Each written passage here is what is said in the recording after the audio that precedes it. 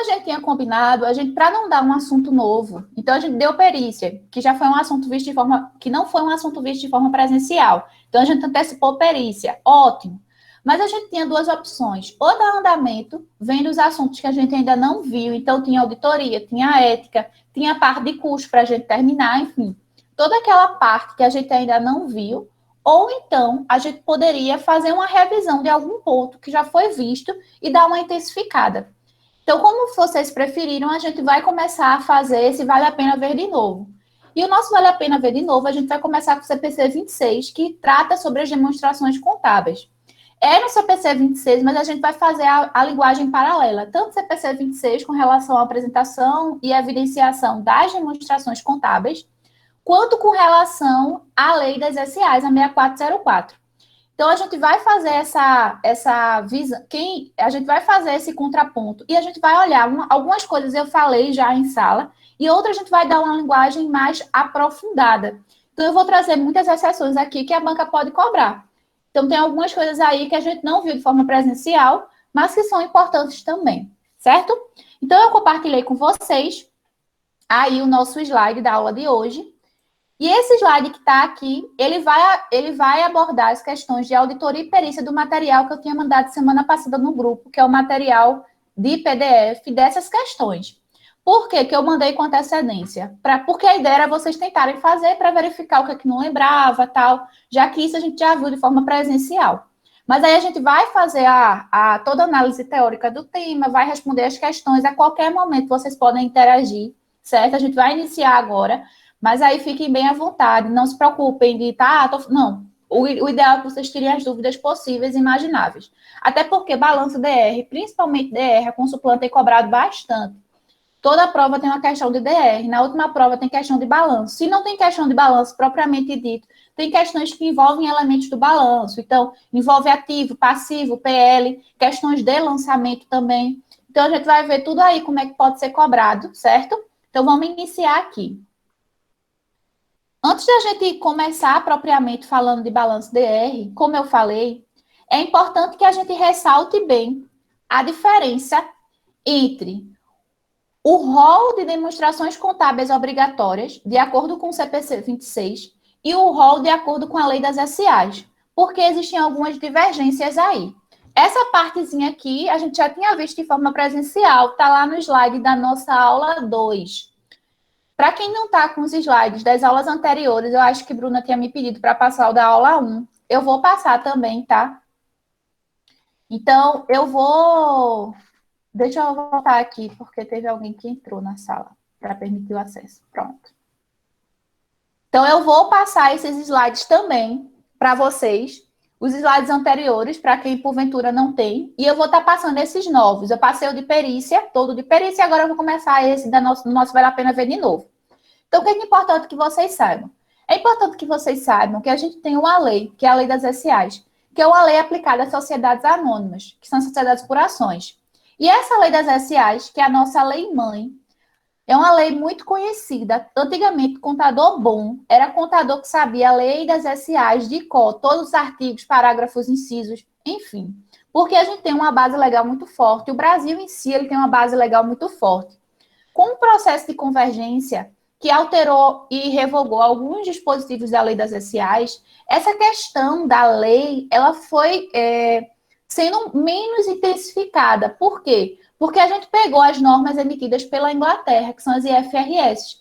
E lá na Inglaterra, eles têm com base muito mais em costumes e jurisprudência do que a base legal, que é aqui no Brasil. Então, a gente adotou normas que eram da Inglaterra, que tem uma pegada muito mais de costume, de jurisprudência, do que propriamente de lei.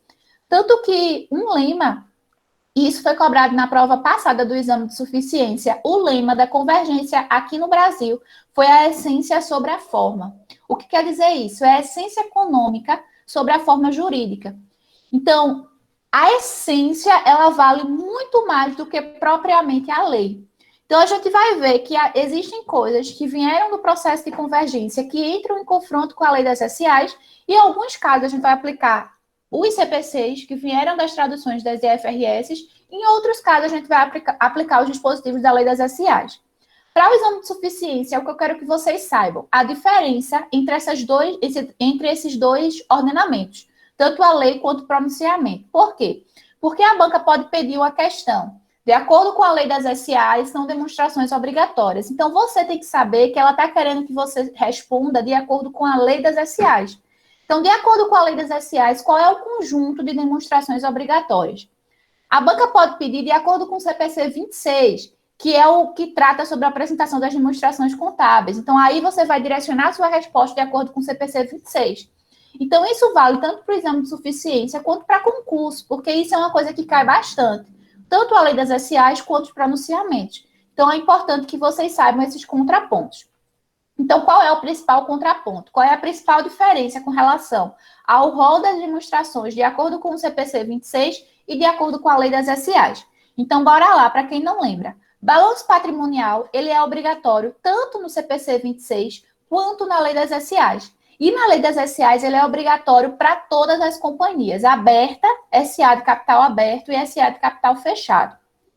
A demonstração do resultado também. Então, esse conjunto de demonstrações que a gente vai ver hoje, tanto o balanço quanto o ADR, eles são obrigatórios, tanto de acordo com a lei das SAs, quanto de acordo com o CPC 26. Ah, então tranquilo, entre aspas, né? Porque na contabilidade nada é 100% tranquilo. Se está 100% tranquilo, você está fazendo alguma coisa errada.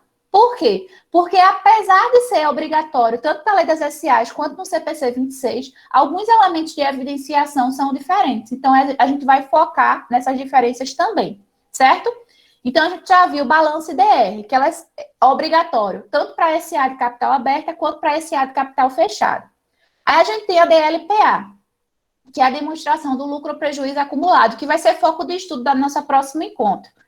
Então, a gente vai trabalhar hoje balanço DR, no próximo encontro a gente vai trabalhar DMPL e DLPA, depois a gente vai trabalhar DFC, DVA, e a gente vai trabalhar a DRA também, que não é muito cobrado não, que tem muita ligação com a DR, só que trata resultados abrangentes. A gente vai ver que resultados abrangentes são esses, porque pode cair. Então, a DLPA, ela é obrigatória tanto para as SAs de capital aberto, quanto para as SAs de capital fechado, de acordo com a lei das SAs. Quando você vai no CPC 26, ela não está no escopo do CPC 26. O que é que está no escopo do CPC 26? A DMPL, que é a demonstração das mutações do patrimônio líquido. Como a gente sabe, a DLPA, que evidencia as mutações da conta lucro ou prejuízo acumulado, é uma conta do PL. Então, se a DMPL evidencia as mutações do PL, a DMPL ela é mais abrangente do que a DLPA. Então, a DLPA, ela está dentro da DMPL. Mas a DMPL compõe o rol de apresentação de demonstrações obrigatórias pela lei das SAs? Não. No entanto, o legislador, ele colocou lá uma observação, que as empresas que são obrigadas por outras entidades a apresentar a DMPL, fica desobrigada a apresentar a DLPA. Por quê? Porque a DLPA já está dentro da DMPL. Então, se ela é obrigada a apresentar a DMPL, ela fica desobrigada a fazer a DLPA, já que de uma forma indireta ela já está lá dentro, certo? Então, a primeira divergência é essa. A DLPA está como demonstração obrigatória na lei das SAs e a DMPL no CPC 26. Então, se a Consulplan cobrar, e isso ela pode cobrar, uma assertiva para você colocar se é verdadeiro ou falso, e disser assim na assertiva, a DLPA, ela é evidenciada como demonstração obrigatória de acordo com o CPC 26. Você vai marcar errado, porque a DLPA ela é obrigatória de acordo com a lei das SAs, assim como a DMPL é obrigatória de acordo com o CPC 26, certo? Então, essa é a primeira observação. Uma segunda observação, na realidade, é uma alteração, que antes a gente tinha demonstração de origem e aplicação de recurso, caiu na prova passada, está no material de vocês. Dentro, ele colocou lá algumas demonstrações e perguntou qual era a demonstração cuja evidenciação não era mais obrigatória. E essa demonstração é a DOA, a demonstração de origem e aplicação de recurso. Com a Lei 11.638, que foi a primeira lei que alterou a lei das SAs, oriunda do processo de convergência, a DOA ela deixou de ser obrigatória para fins de evidenciação e passou a ser obrigatória a DFC, que é a demonstração do fluxo de caixa. Então, a DFC, ela passou a ser obrigatória e a doar, ela deixou de ser obrigatória. Quer dizer que ninguém mais faz doar? Não significa isso. Significa que as empresas não são obrigadas a divulgar doar. Mas se o gestor acredita que a informação oriunda da doar é importante para a tomada de decisão, ele pode fazer a doar sim. Ele só não é obrigado a divulgar. No entanto, a DFC, ela é obrigatória na lei das SAs, e ela consta como obrigatória no CPC 26, mas o legislador ele disse que a DFC é obrigatória para as SAs de capital aberto e para as SAs de capital fechado, ela só é obrigatória para as empresas que têm um PL superior a 2 milhões. Então, se você é SA de capital fechado e você tem PL inferior a 2 milhões, você não é obrigado a fazer a DFC de acordo com a lei das SAs, certo? A demonstração do valor adicionado, a DVA, ela está tanto dentro do CPC 26 quanto dentro da lei das SAs. A DVA é uma demonstração bem interessante, porque ela vai mostrar a riqueza gerada pela companhia e como essa riqueza é distribuída. Tanto é que tem um CPC que é só para tratar a DVA, que é o CPC 09. Ele está no CPC 26, mas ele tem um demonstrativo, um pronunciamento que é exclusivo para tratar sobre a DVA, que é o CPC 09. Assim como a DFC tem um CPC exclusivo para tratar sobre ela, que é o CPC 03. E aí, o que é que tem mais de divergente? A gente tem a DRA, que é a demonstração do resultado abrangente. A DRA, ela parte da DR. Então, para que você faça a DRA, antes você tem que fazer a DR. Ela parte do resultado da DR e vão ser adicionados ou subtraídos os resultados abrangentes. Que na aula de DRA, a gente vai ver o que são esses resultados abrangentes. Só que a DRA, ela é obrigatória dentro do CPC 26, mas ela não é mencionada na lei das SAs. Então, basicamente, essas são as divergências. As notas explicativas pela lei das SAs, ela consta lá também. Só que ela não consta como uma demonstração, ela consta como um complemento das demonstrações. E na demonstração, no CPC 26, a nota explicativa, ela consta como uma demonstração. Então, são essas diferençazinhas que é importante que você saiba, porque a banca pode cobrar, certo? Então, vamos agora. Oi, baby, pode falar. Desculpa, eu não anotei aqui. A DFC e a DPA é só da lei da SA, né? Não, a DFC e a DVA tá na lei das SAs e tá no CPC 26 também. Tanto que a DVA e a DFC têm os pronunciamentos que são só deles. A DFC, o CPC 03 e a DVA, o CPC 09. O que só está no CPC 26 é a DVA, é a DRA, Demonstração do Resultado Abrangente, que parte da DR, que é a Demonstração do Resultado do Exercício, né? E o que só está na lei das SAs é a DLPA, que no CPC 26 tinha a DMPL. Então, dentro desse primeiro slide aqui, a gente tem o conjunto de demonstrações obrigatórias pela lei das SAs e o conjunto de demonstrações obrigatórias pelo CPC 26. Então, dá para fazer o checklist aqui, ó. Balança nos dois, DR está nos dois, DLPA só está aqui dentro, não está no CPC 26. DFC está nos dois, DVA está nos dois. Nota explicativa, aqui na lei das SAs, ela conta não como uma demonstração, mas como um complemento da demonstração. E a DRA só está no CPC 26. Deixa eu ver mais aqui. Os slides não estão aparecendo. É porque eu saio assim, ó. Agora tá, né? Agora não tá. Tá, não tá. É porque quando eu mudo de tela, aí... Porque quando tá nos slides, eu só vejo os slides, eu não vejo vocês. Aí quando alguém pergunta alguma coisa, aí eu volto. Mas estão vendo agora, né? Mas se eu sair, ninguém vê mais. Que coisa, não? A professora tem problemas? Tem. Tem sérios problemas. Pois bem, jovens, então é isso, certo? Fechou? Anotem essas observações, é bem interessante. E isso pode ser muito cobrado. Sabe quem gosta de cobrar muito essas exceções? É a CESP. Então, se por um acaso você for fazer algum concurso... Tá não aparecendo não, Bruno? Agora? Tá aparecendo? Se você for fazer algum concurso que seja pela CESP, tá tendo aí Polícia Federal, né? Tá para sair o edital da Polícia Federal. E eu acredito que é a CESP que vai fazer. O último da Polícia Federal foi pela CESP. Eu não sei se vai ter para todos os entes da federação, se vão ter vagas para todos os entes, mas geralmente contabilidade cai. tanto para a gente, está caindo como se fosse conhecimentos básicos. Então, não tem constitucional, administrativo, que são geralmente conhecimentos básicos para todos os cargos, geralmente eles estão cobrando agora contabilidade também. Tanto essa parte de contabilidade pública quanto a parte de contabilidade privada. Então, cada vez mais está ficando muito importante ter o domínio sobre a contabilidade, tanto para os cargos que são exclusivos, como analista contábil, analista judicial especializado na área contábil, quanto a parte da receita, analista, auditor, os cargos que são mais destinados à nossa área, quanto para os demais cargos, essa disciplina de contabilidade está sendo bem interessante. E pode ser um diferencial para quem vai fazer cargos de técnico judiciário, por exemplo, porque geralmente a galera de direito não tem domínio sobre contabilidade, então pode ser um diferencial para vocês, certo?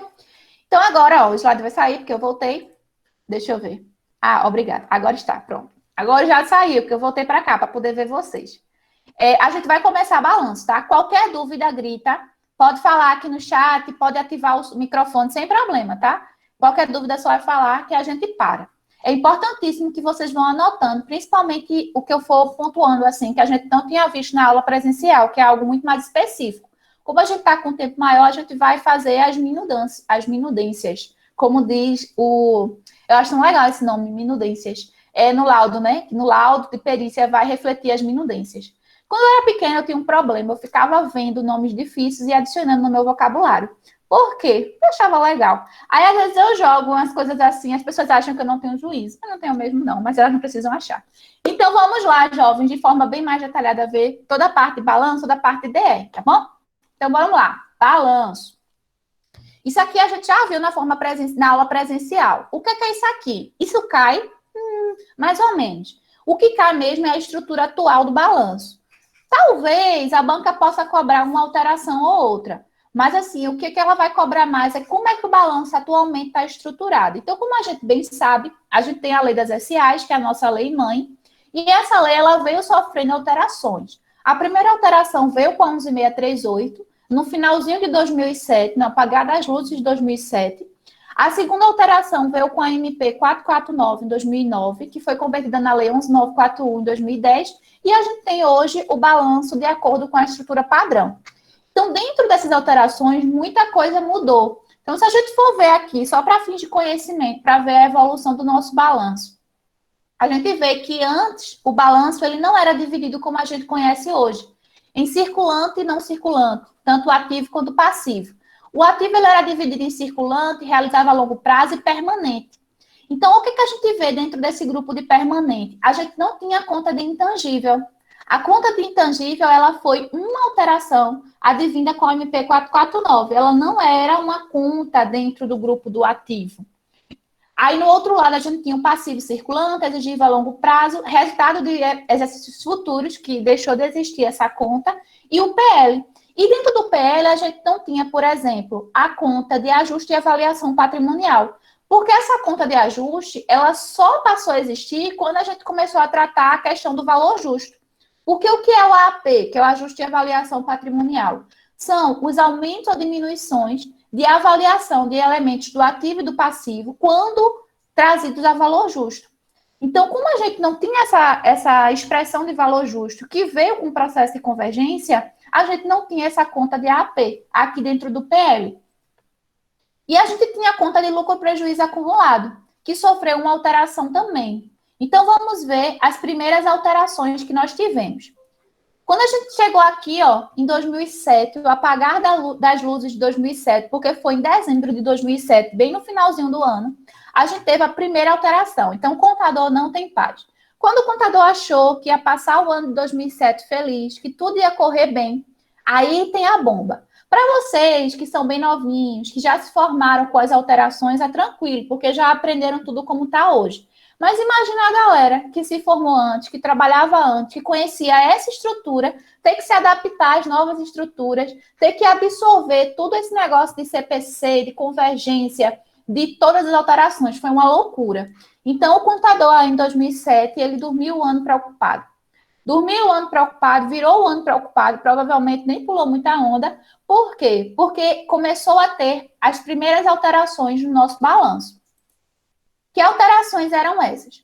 Então, o ativo, ele continuou, ativo circulante, ativo realizável a longo prazo e ativo permanente. Só que dentro do ativo permanente, começou a figura do intangível, que antes não existia. Era calculado tudo dentro da conta de imobilizado. Então, a gente começou a tratar o intangível como uma conta à parte. Mas, ainda assim, era dentro de um grupo, que era o ativo permanente. E o diferido? O diferido, ele continuou, mas só para fins de amortização. Ele não podia ser mais constituído.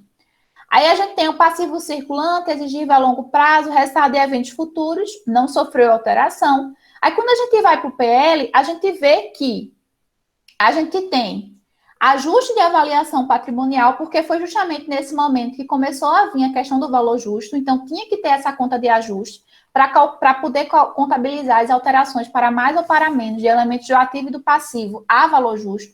Então começou a conta de ajuste de avaliação patrimonial. E dentro dessa conta também foi inserida a conta de ações e tesouraria, que não existia. Então, a gente tem as ações de tesouraria dentro do PL. E a conta de lucro ou prejuízo, ela passou a ser só prejuízo acumulado. Porque a partir desse momento, chegou à conclusão de que eu não posso ter lucro nas SAs nessa conta parado. Então, se eu tiver lucro no exercício, se eu for uma SA, eu tenho que fazer o que com esse lucro? Destinar. E eu posso fazer que destinação? Eu posso destinar para reserva, eu posso incorporar o capital social, eu posso distribuir para dividendos, mas eu não posso deixar ele parado. Já o prejuízo acumulado pode permanecer lá. Então, essas foram as primeiras alterações. Só que o negócio não parou por aqui. Quando foi em 2009, a gente teve uma MP, que é a MP 449, que ela depois foi, na realidade, ela é de 2008, final de 2008. O negócio sempre acontece no final do ano. Aí, quando foi em 2009, ela foi convertida na Lei 11.941, que essa, sim, fez as alterações definitivas para a estrutura que a gente conhece hoje.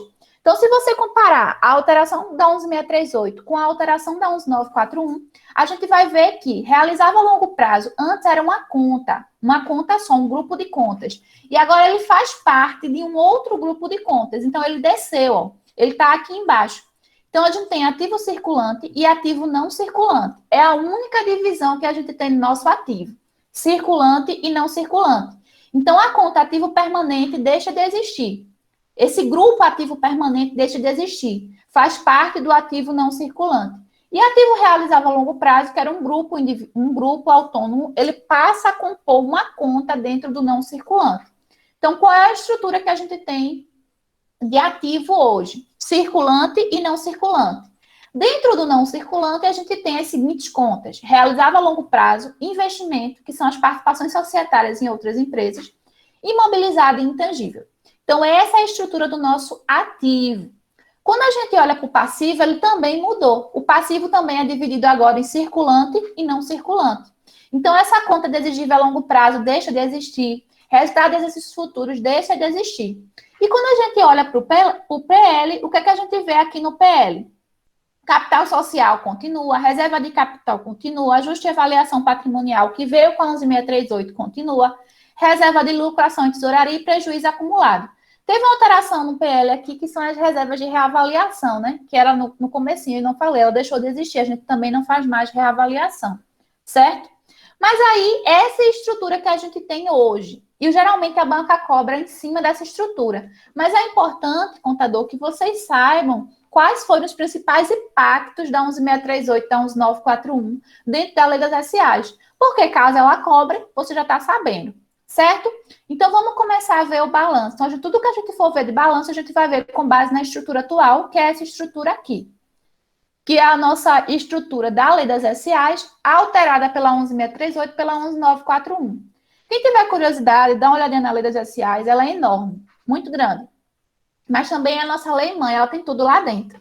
E dentro da lei, se você for ler, você vai ver que alguns dispositivos são excluídos, aí vai ter lá a observação. Excluído com a promulgação da 11.638, ou excluído com a promulgação da 11.941, ou vão ter introduções, né, adicionais. Então, adicionado com 11.638, adicionado com 11.941. Então, no corpo da lei das SAs está evidenciando todas as alterações advindas com a promulgação da 11.638 e da 11.941.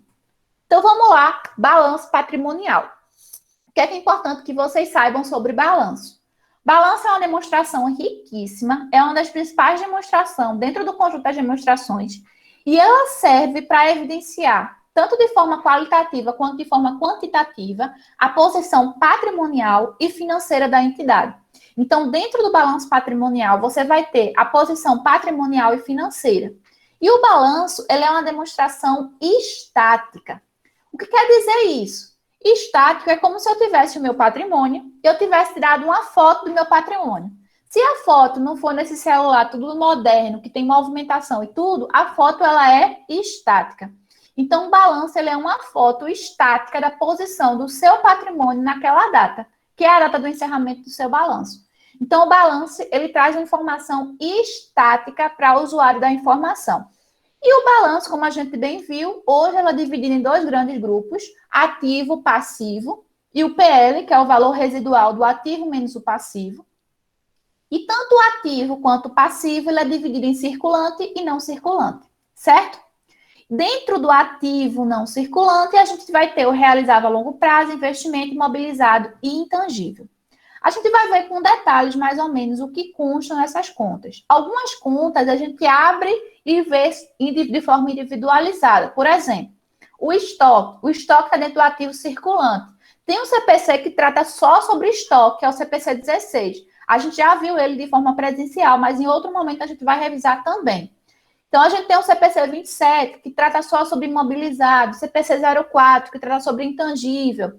A gente tem os CPCs que tratam sobre investimentos avaliados pelo custo, pela equivalência. Então, todos os pronunciamentos, eles vão esmiuçando os elementos do ativo, os elementos do passivo, os elementos do PL. Certo? Então, aqui essas informações a gente já tinha visto de forma presencial, nada de novo sobre o sol. Mas vamos lá.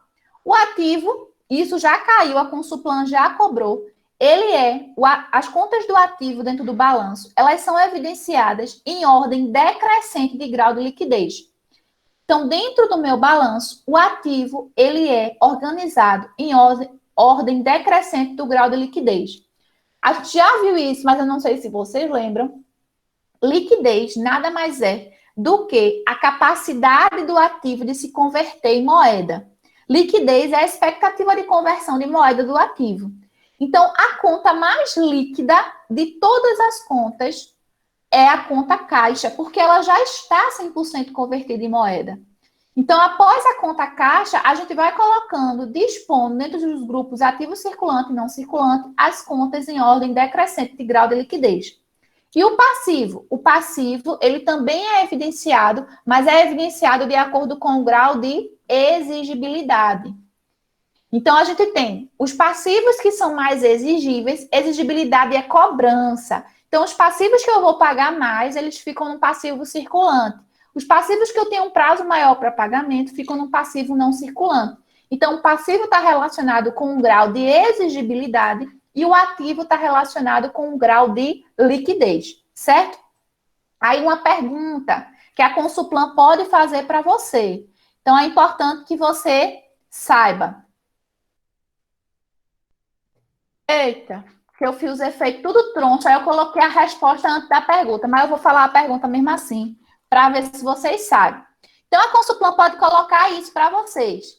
O balanço sempre vai ser dividido em ativo e passivo, circulante e não circulante? A resposta é não. O CPC 26, ele diz o seguinte, que a entidade deve apresentar ativos circulantes e não circulantes, passivo circulante e não circulante, exceto, então tem uma exceção, então anotem aí para não esquecer, exceto quando uma apresentação baseada na liquidez proporciona informação confiável e mais relevante. Então, quando essa exceção for aplicável, a gente não vai ter a divisão de circulante e não circulante. A gente vai ter as contas corridas de acordo com a liquidez. Onde é que isso acontece, Ayane? Principalmente nas instituições financeiras. Então, só para evidenciar aqui, eu coloquei um balanço do Itaú, para que vocês possam ver. Itaú Unibanco é uma instituição financeira. Então, se você for ver, ó, o ativo ele não está dividido em circulante e não circulante. Assim como o passivo, ele também não está dividido. Só tem a segregação aqui do passivo com o PL. Mas o ativo, ele está corrido de acordo com a liquidez. Porque para essa instituição cujo objeto principal é melhor evidenciado dessa forma, ela vai fazer de acordo com a liquidez e não de acordo com circulante e não circulante. Mas qual é a regra? A regra é segregar em circulante e não circulante, tanto ativo quanto passivo, exceto se a abordagem por liquidez tornar a informação mais útil, for melhor aplicada.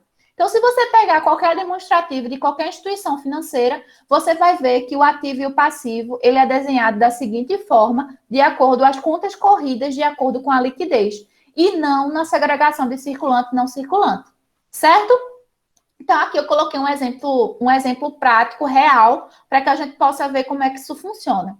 Uma dica que eu dou para vocês, uma coisa que é bem interessante, eu costumava fazer, e eu aconselho quem quiser fazer também, porque isso é muito riquíssimo. Quem não teve contato ainda, e entrar no site da BMF Bovespa, por exemplo, baixar os demonstrativos das empresas listadas na Bolsa, é muito rica essa informação. Então, eu aconselho que quando você estiver aí meio sem fazer nada, lembra, o lockdown só não pode acontecer na cabeça de vocês. Você vai estar em casa, está parado, mas a gente tem que sempre investir em si. Então, todo o conhecimento que você agrega, não só para o exame de suficiência, é um conhecimento adquirido.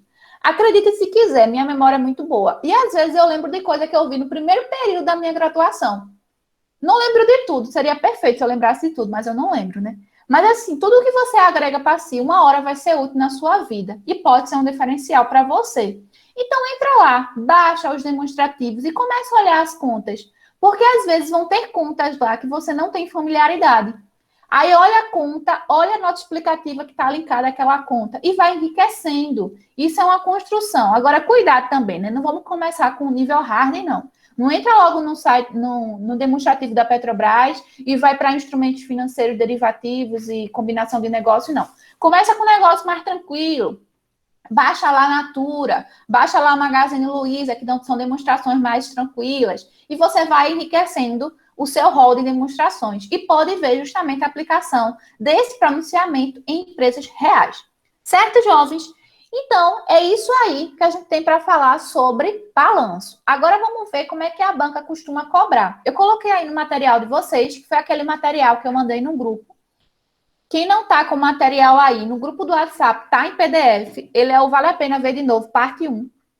Eu coloquei aí algumas questões, que são questões extras, porque não estão no nosso material impresso que eu dei no primeiro dia de aula. São questões extras que envolvem balanço e que envolvem DR. Então, vamos ver essas questões extras aí. Primeira questão do material, ela foi da prova do CFC 2015. Então, como é que a banca gosta de cobrar? Lembra que eu falei que ou ela cobra o balanço em si, ou ela cobra elementos do balanço. Dentro do elemento do balanço, ela pode colocar um rol de contas e pedir para que você evidencie o valor do intangível, o valor do imobilizado, o valor do ativo circulante, passivo circulante. A Consulpan gosta muito de cobrar dessa forma. Ou então ela pode cobrar com relação aos efeitos dos fatos permutativos, modificativos. Então, essa questão aqui, a questão 1, ela fala o seguinte: a liquidação de uma obrigação. Liquidação, ele não é 100% explícito. Ele não está falando assim, o pagamento de um passivo. Mas você sabe que uma obrigação reconhecida no balanço está onde? No passivo. A liquidação de uma obrigação é o quê? É o pagamento de um passivo. Então, a liquidação de uma obrigação reconhecida no balanço, com a utilização de um recurso capaz de gerar benefícios econômicos. Então, eu estou querendo. O que é que ele está dizendo aí de uma forma mais rebuscada? A liquidação de um passivo utilizando um ativo, por quê? Porque o recurso capaz de gerar benefício econômico reconhecido no balanço é o ativo. Então, quando eu pago um passivo utilizando valores do meu ativo, o que é que acontece? Então, veja só, vamos imaginar. Eu estou pagando um passivo, eu estou aumentando ou diminuindo o meu passivo? Diminuindo. Se eu estou pagando, eu estou tendo menos obrigações. Estou diminuindo o meu passivo. Só que eu estou diminuindo meu passivo utilizando que recurso? Utilizando o meu ativo. Então, se eu estou tirando o ativo para pagar um passivo, eu estou aumentando o meu ativo ou estou diminuindo? Diminuindo também. Então, isso aí que aconteceu, o pagamento de um passivo utilizando recursos do ativo, faz o quê? Aumento o ativo e aumento o passivo? Não. Aumenta o ativo e diminui o passivo? Também não. Diminui o ativo e aumenta o passivo? Também não. Faz o que com os dois? Diminui tanto o ativo, já que eu estou tirando o ativo para pagar o meu passivo, e diminui meu passivo, já que eu estou pagando essa obrigação, liquidando essa obrigação. Então, a resposta aí dessa primeira questão, letra D. Tranquilo? Dúvidas com relação a essa questão? Questão 1, tranquilinha, né? Aí a banca, ela gosta muito de cobrar isso, esse joguinho. Então, cuidado, porque às vezes ele, ao invés, o que foi que a banca fez aqui? Ao invés de ela colocar o nome do elemento, ela colocou o conceito do elemento. Ela não referiu passivo como passivo, ela referiu passivo como obrigação. Ela não referiu ativo como ativo, ela fez referência a ativo como recurso capaz de gerar benefício econômico. E qual é o recurso capaz de gerar benefício econômico que está dentro dos elementos patrimoniais? É o ativo. Então, é importante que vocês saibam esses conceitos. Onde é que está esse conceito? No CPC 00. A gente já tratou bastante desses conceitos que está no CPC 00, principalmente porque sofreu alteração, o CPC 00 teve uma revisão 2, que começou a valer no começo do ano e que provavelmente a Consulplan vai cobrar. Porque o que foi que mudou? Mudou os conceitos dos ativos, passivos, receita, despesa. Não necessariamente mudou de forma abrupta. O que eu quero dizer? Que a terminologia mudou, mas às vezes a essência permaneceu a mesma. Então, a gente vai ver, no caso de receita e despesa, ficou mais fácil o conceito de receita e despesa, mas é basicamente a mesma coisa que a gente tinha antes. Só que no caso do ativo, a gente teve uma mudança bem significativa. No caso do passivo também. Então, é importante que a gente tenha esses conceitos. Então, vai fazer parte aí de um dos blocos nossos, vale a pena ver de novo, o CPC 00. Certo? Tranquilo aí, questão 1. Dúvidas com relação à questão 1? Podemos seguir? Pode, né? Perfeito. Então, vamos para a nossa questão 2. Questão 2 do material. Aí é uma outra questão teórica. Essa foi da prova 2012.1. Mas a Consulplan cobra, viu? Já cobrou muita questão desse sentido. Que é o quê? É colocar contas e perguntar qual é a alternativa que diz que são contas desse grupo específico. Então, a gente tem que lembrar o quê? Quem é que vai estar no ativo circulante, por exemplo? No ativo circulante, eu vou ter as disponibilidades, que é o caixa e o banco. Então, essa conta sempre é de ativo circulante. Eu vou ter o estoque, que vai estar lá no meu ativo circulante. Eu vou ter os direitos de recebimento, cujo recebimento acontece até o término do exercício social subsequente. Então, tudo que eu receber até o término do exercício social subsequente vai estar no meu circulante. Isso vale tanto para os recebimentos do ativo, quanto para os pagamentos do passivo. Vamos ter acesso aos slides? Vamos sim, meu amor. Assim que terminar a aula, eu coloco. Porque também, se eu deixar para botar depois, aí... mas também, olha, a única coisa que vai demorar um pouquinho é o vídeo da gravação. Porque quando termina a gravação, mais ou menos aí uns 10 a 20 minutos para poder entrar no meu drive, poder baixar, editar, né? Tirar uma besteira ou outra de conversa e tal, para ficar o vídeo mais enxutinho. E coloco lá no YouTube. Então, mas até amanhã tá no YouTube a gravação da aula. Mas o material, assim que terminar, eu coloco, tá bom? Os slides, nem se preocupe. Aí sim, como eu estava falando. Então, a gente vai ter disponibilidades, estoque, direitos de recebimento, cujo recebimento vai ser até o término do exercício social subsequente.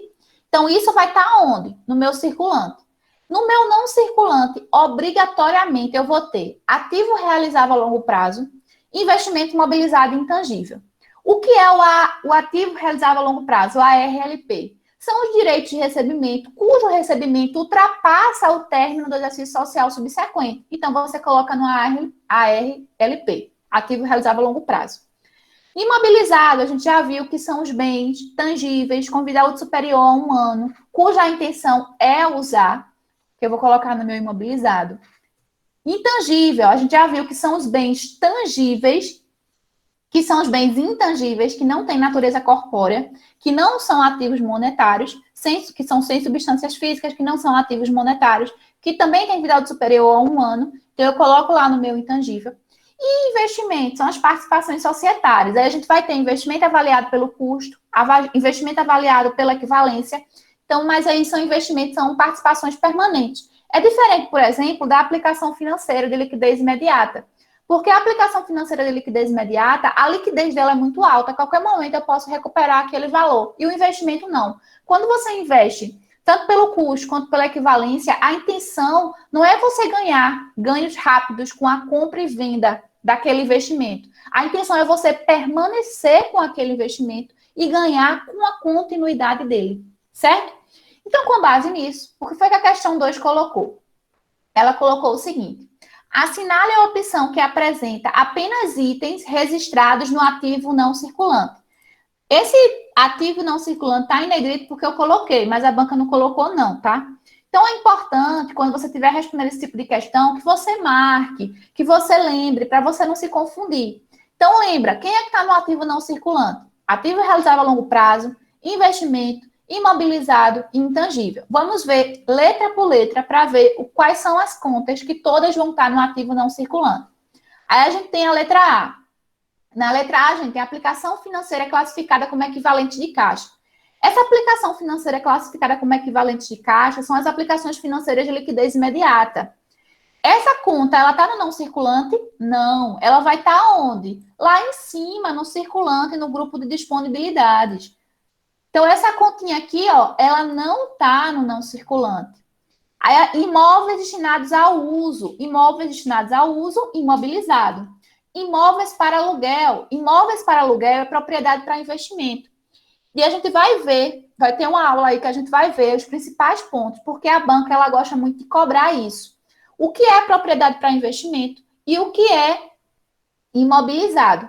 Propriedade para investimento, de uma visão mais geral, são os imóveis que você tem, são as propriedades que você tem com o intuito de valorar o seu capital ou de oferir renda. Você não quer usar ele, você não usa aquela propriedade, você ofere renda com ela ou você valora o seu capital. E ele vai estar regido dentro do CPC, que trata sobre propriedade para investimento. Propriedade para investimento está dentro do grupo de investimento do ativo não circulante. Então, nessa letra A, a única aqui que não faz parte do ativo não circulante é a aplicação financeira classificada como equivalente de caixa, certo?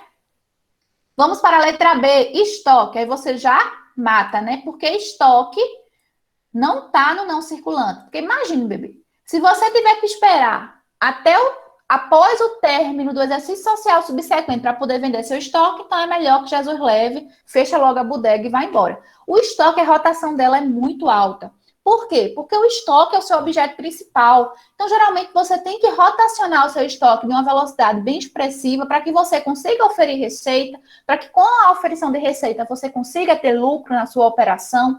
Então, o estoque, a rotação é muito alta. Então, o estoque aqui já tira, né? Vamos ver se tem outra que também não faz parte. Aplicações financeiras classificadas como equivalente de caixa. A mesma coisa da questão de cima, ó. Aplicações financeiras classificadas como equivalentes de caixa são as aplicações financeiras de liquidez imediata, que vai estar no grupo de disponibilidade no ativo circulante. Imóveis destinados para uso, aí é imobilizado, que estaria no não circulante. Na letra C, investimentos avaliados pela equivalência patrimonial. Investimentos avaliados pela equivalência patrimonial são investimentos permanentes em coligadas, controladas ou controle conjunto, as joint ventures. Então, esses investimentos, eles são obrigatoriamente avaliados pela equivalência patrimonial. E ele faz parte do ativo não circulante dentro da conta de investimento, certo? Imóveis destinados para uso, imobilizado. Imobilizado também faz parte do ativo não circulante. Imóveis para aluguel. Imóveis para aluguel é propriedade para investimento, que faz parte do grupo de investimento. E está onde? No ativo não circulante. Então, nós achamos aqui a resposta da questão, é a letra C. Todas essas contas aqui, elas fazem parte do meu ativo não circulante. Aí vamos para D, para ver onde é que está errado. Saldos a receber, que são direitos de recebimento de clientes até 12 meses da data do balanço. Tudo que eu vou receber até o término do exercício social subsequente, até 12 meses da data do balanço, vai estar no meu circulante. Então, isso aqui, ó, não está no não circulante. Está onde? No circulante. Agora, vê como uma palavrinha muda todo o contexto. Se ao invés de até, tivesse após, aí sim. Então, bebê, uma palavra muda tudo. Cuidado com o poder das palavras. Esses saldos a receber de clientes até 12 meses na data do balanço vai estar no meu ativo circulante e não no meu ativo não circulante. Investimentos avaliados pela equivalência, beleza? E aqui também a gente tem o quê? Estoque. Estoque é ativo circulante. Com base nisso, de fato, a resposta correta é a letra C. Dúvidas com relação à letra C? Ah, professora, mas eu não sei o que é isso de equivalência patrimonial. Eu não sei o que é isso de investimento. Calma. Eu disse o quê? Calma. Devagar, que o santo é de barro. Devagar, que ele pode cair. A gente vai ver isso com calma, meus amores. Por quê? Porque a Consulplan cobra muito isso. Então, quando a gente for ver combinação de negócios, a gente vai ver as participações societárias em outras empresas. E a gente vai ver quando ela é avaliada pelo custo, quando ela é avaliada pela equivalência. Não se afobe, não morra de véspera. Calma que a gente vai ver. Por enquanto, o que a tia quer que você lembre? Que existem investimentos que são participações societárias permanentes e que esses investimentos estão dentro do grupo de ativo não circulante e que eles podem ser avaliados ou pelo custo ou pela equivalência. Quando é que eles são avaliados pela equivalência? Quando eles forem em coligadas, controladas ou controle conjunto. Os demais investimentos permanentes que não forem controlados, coligados e controle conjunto são avaliados pelo custo. Mas a gente vai ver o que é que são esses métodos, quais são as diferenças dele, como é que a gente pode, isso pode ser cobrado quando a gente estiver vendo de forma mais aprofundada a parte de investimento. Certo, jovens? Então é isso, meus amores. Segunda questão, letra C. Então, até agora, primeiro, D, segunda, C. Vamos para a quarta questão. Esse tipo de questão, da quarta questão. Ah, pulou, professora, pulei propositalmente, tá? Por quê? Porque a terceira questão a gente vai ver já já, porque ela envolve uma outra sistemática. Então, vamos logo para a quarta. Vamos para a quarta questão do material de balanço. Então, a gente viu primeira, segunda, agora a quarta. A quarta questão foi da prova 2012.2, mas a Consulplan cobrou isso bem parecido em uma prova atual. Por isso que eu coloquei, porque do mesmo jeito que a gente vê questão anterior, a banca também vê. Quem faz as questões para a banca também vê. Então, quanto mais prática, quanto mais familiaridade você tiver com a forma de abordagem, melhor. Então, vê só. A questão, ela diz o seguinte. Uma indústria constituída na forma de sociedade de capital aberto, SA de capital aberto, adquiriu um terreno. Olha isso aí, ó. O que foi que ela adquiriu? Terreno. Terreno, bota na sua cabecinha. Em primeiro momento, o que é que pode ser? Imobilizado, se for para usar. Mas se não for para usar, se for para valorização de capital, para oferir renda, propriedade para investimento. Mas vamos ver o que a questão fala. Adquirir um terreno com o objetivo de construir no futuro uma nova unidade fabril. Então, eu vou construir uma nova unidade fabril da minha indústria. Eu vou usar essa unidade? Vou. Então, a intenção ao adquirir esse terreno é uso? É.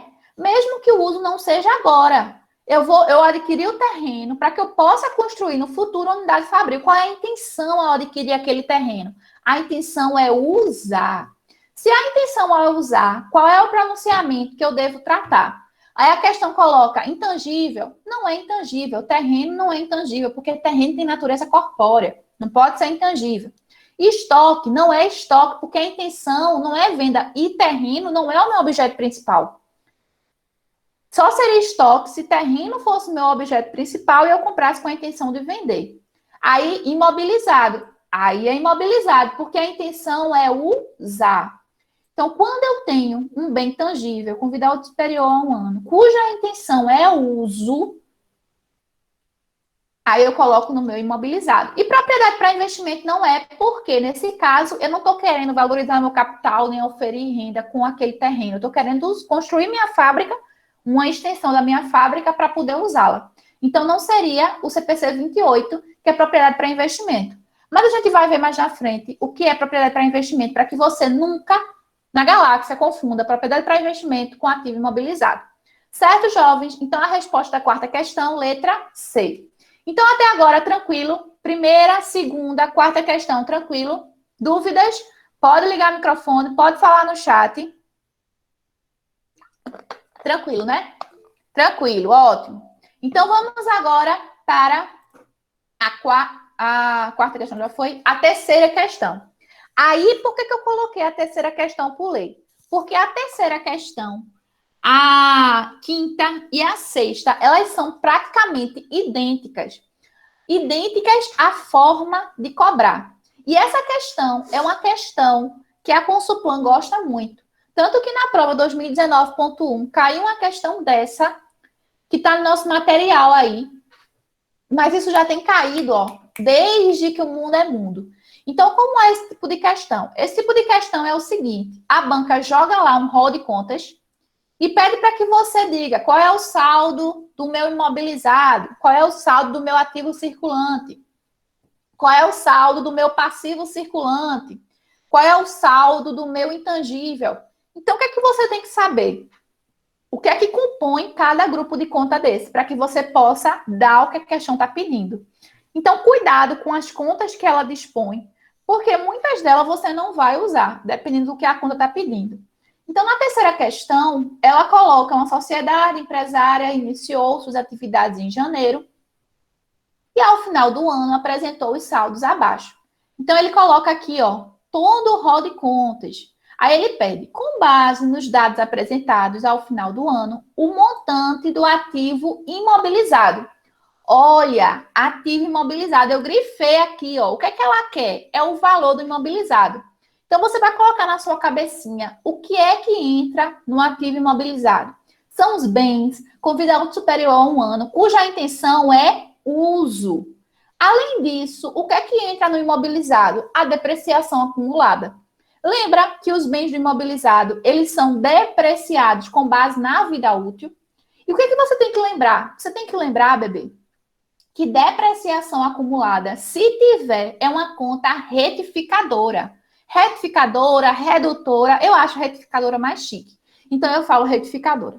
Então, a depreciação acumulada é uma conta retificadora. O que quer dizer isso? Que ela tem natureza contrária ao grupo de conta que ela pertence.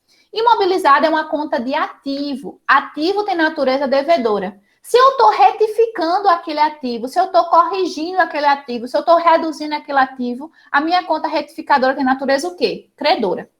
Só que isso você tem que saber.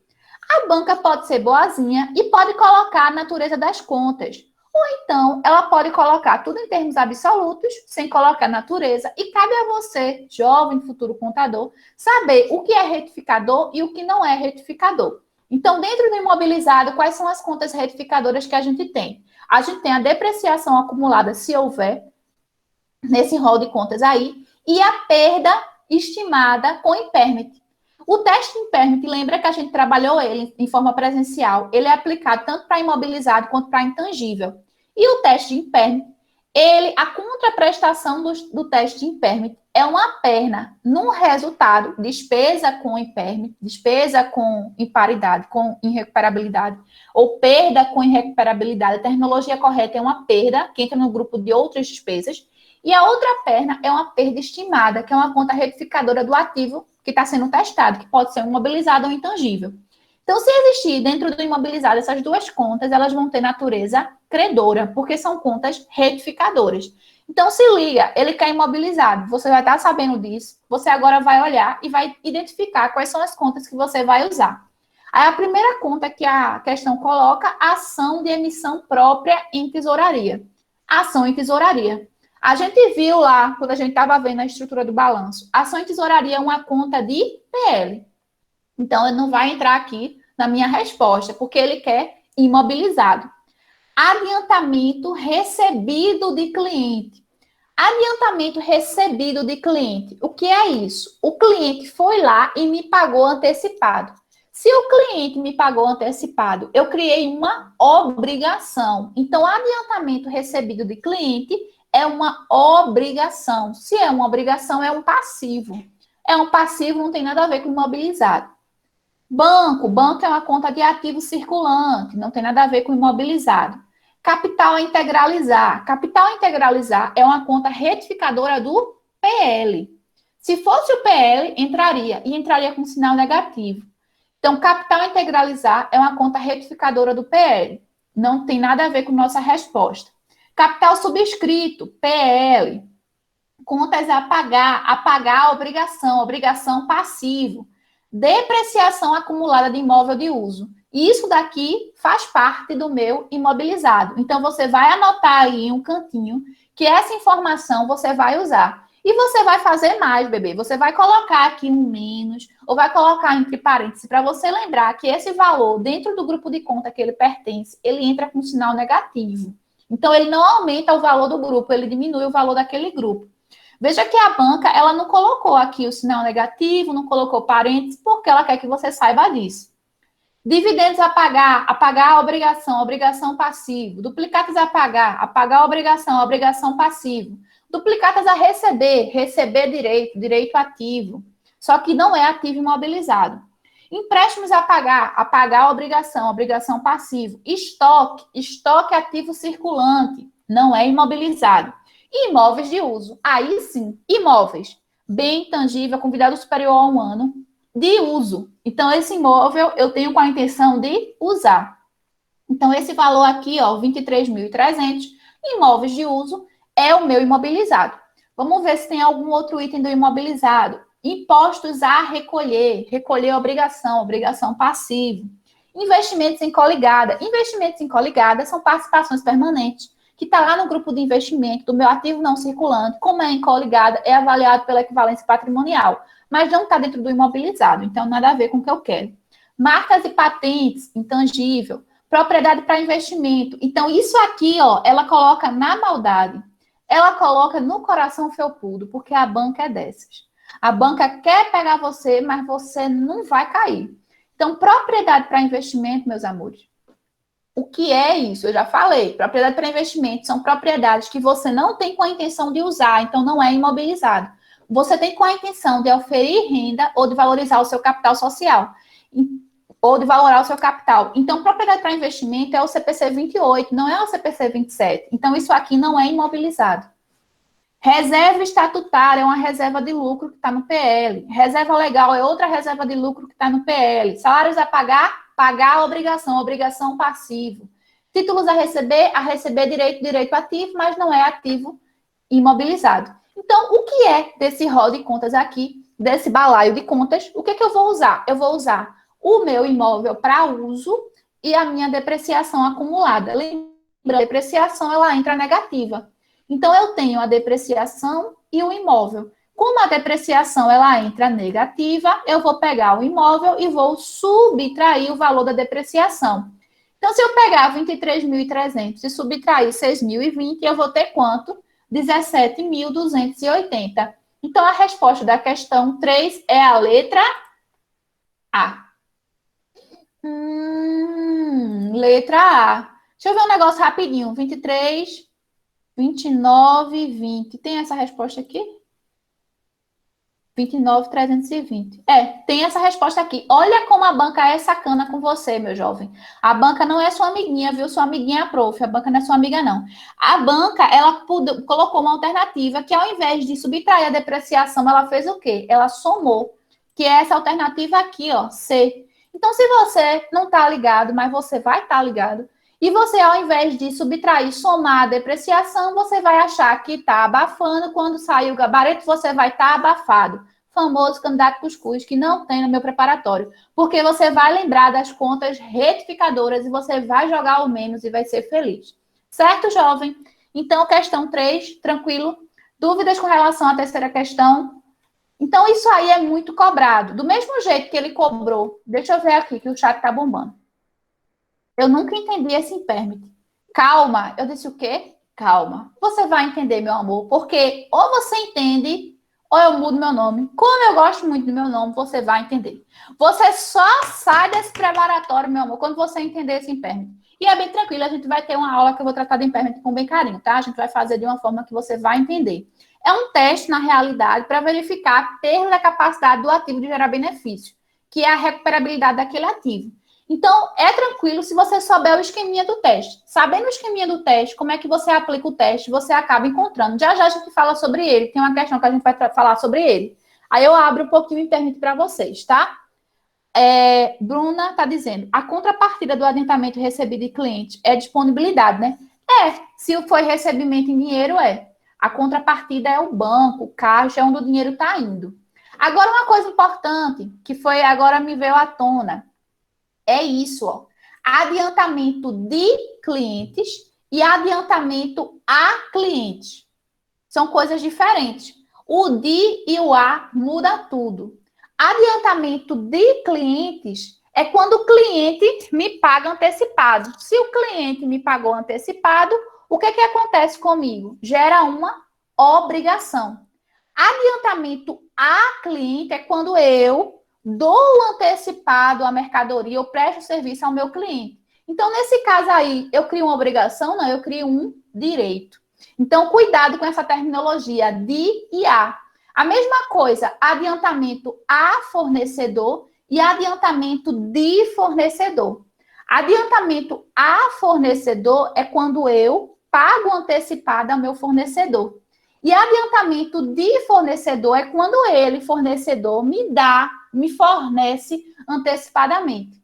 Então, adiantamento a fornecedor é um direito, adiantamento de fornecedor é uma obrigação. Então, cuidado com essa terminologia das contas, que a banca gosta muito de fazer esse joguinho para pegar justamente o candidato aí na distração. Certo? Então, aí, terceira questão, tranquilo? Tranquilo. Vamos agora para a quinta questão do material. Então, a gente já viu primeira, segunda, terceira, quarta questão. Agora a gente vai para a quinta questão. A quinta questão do material, eu fiz questão de colocar, porque se você olhar a terceira questão, que é da prova 2016.1, ele coloca um rol de contas e pede total do imobilizado. Aí você olha a quinta questão. O que é a quinta questão? Ele coloca um rol de contas e pede o total do ativo total. O ativo total, que é o circulante mais o não circulante. Então, veja que a forma de elaboração é a mesma. Só que essa quinta questão foi da prova 2014. A outra questão foi da prova 2016. Então, percebam que as questões se repetem. Qual é a diferença aqui? Qual é a grande sacada? A diferença é que, na quinta questão, a banca colocou a conta, o valor e, ao lado, colocou a natureza, se é débito ou crédito. Aí você vai querer dar uma de esperto para cima da banca e vai dizer, ativo é débito. Então, tudo que for débito entra no ativo. Cuidado. Por quê? Porque eu posso ter conta retificadora de passivo, conta retificadora de PL, que também é devedor. Eu posso ter uma despesa ou um custo, que é uma conta de resultado, que também é devedor. Então, tem que olhar conta por conta para poder saber o que é ativo e o que não é. Não basta olhar a natureza. Assim como eu posso ter contas credoras, que faz parte do meu ativo. Então, vamos olhar conta por conta para saber o que é que vai entrar aqui. Caixa e equivalente de caixa faz parte do ativo? Faz, ativo circulante. Capital subscrito, PL. Então, se é PL, não entra. Contas a pagar, passivo, também não entra. Contas a receber, direito, ativo. Então, contas a receber, ela entra. Então, até agora a gente tem caixa equivalente e contas a receber. Custo da mercadoria vendida, o CMV, é uma conta de resultado. Então, não vai entrar no meu ativo, apesar de ser devedora, né? Depreciação acumulada é uma conta retificadora do meu imobilizado, entra no meu ativo. Despesa administrativa, resultado. Despesa de vendas, conta de resultado. Despesa financeira, conta de resultado. Estoque é ativo.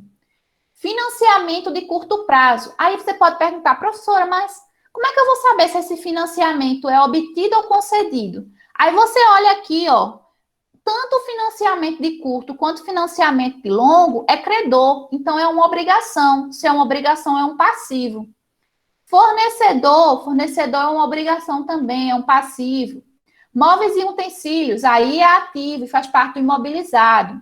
Perda estimada com crédito e liquidação duvidosa, que é o nosso antigo PDD, perda para devedor duvidoso. O que é essa perda estimada com crédito e liquidação duvidosa? É quando você tem um direito de recebimento e, com base em estimativas passadas, você contabiliza que um percentual daquele recebimento você não vai receber, que são os checheiros, que existe no mundo. Então, você, com base em estimativas passadas, contabiliza essa perda. Se por um acaso você receber, você faz a reversão dessa perda. Então, essa perda estimada com crédito e liquidação duvidosa é o que a gente chamava antes de provisão para devedor duvidoso. Só que aí ficou verificado que não é uma provisão, porque provisão é uma conta de passivo. Ficou verificado que é uma perda. E é uma perda estimada. Do mesmo jeito que a perda do impairment é uma perda estimada. E o que é duvidoso não é o devedor, é o crédito. Então, é perda estimada com crédito e liquidação duvidosa. Essa conta aqui é uma conta que vai retificar um direito meu do meu ativo, que é um contas a receber, um cliente. Então, ela faz parte do meu ativo, só que ela é credora. Receita líquida, receita é resultado, terreno ativo do grupo do imobilizado. Então, se eu juntar todas as contas que eu coloquei ali, eu vou ter caixa equivalente, contas a receber, a depreciação que entra negativa, o estoque, móveis e utensílios, a perda estimada com crédito e liquidação duvidosa, que era a que a gente chamava de provisão para devedor duvidoso, que entra negativo também, e terreno, que é dentro do imobilizado. Então, se eu somar o que tiver que somar e subtrair o que tiver que subtrair, eu vou ter um saldo de ativo total de 472 mil. Letra A, certo? Aí, como é que a banca pode complicar? Ao invés de querer o ativo total, ela pode pedir qual é a alternativa que fale o valor do ativo circulante e do ativo não circulante. Então, além de saber o que é ativo, você tem que fazer a distinção dos dois grupos. Então, nesse caso aqui, para a gente saber se o contas a receber seria circulante ou não, ela tinha que colocar se era de curto ou longo prazo. Não tem como você adivinhar.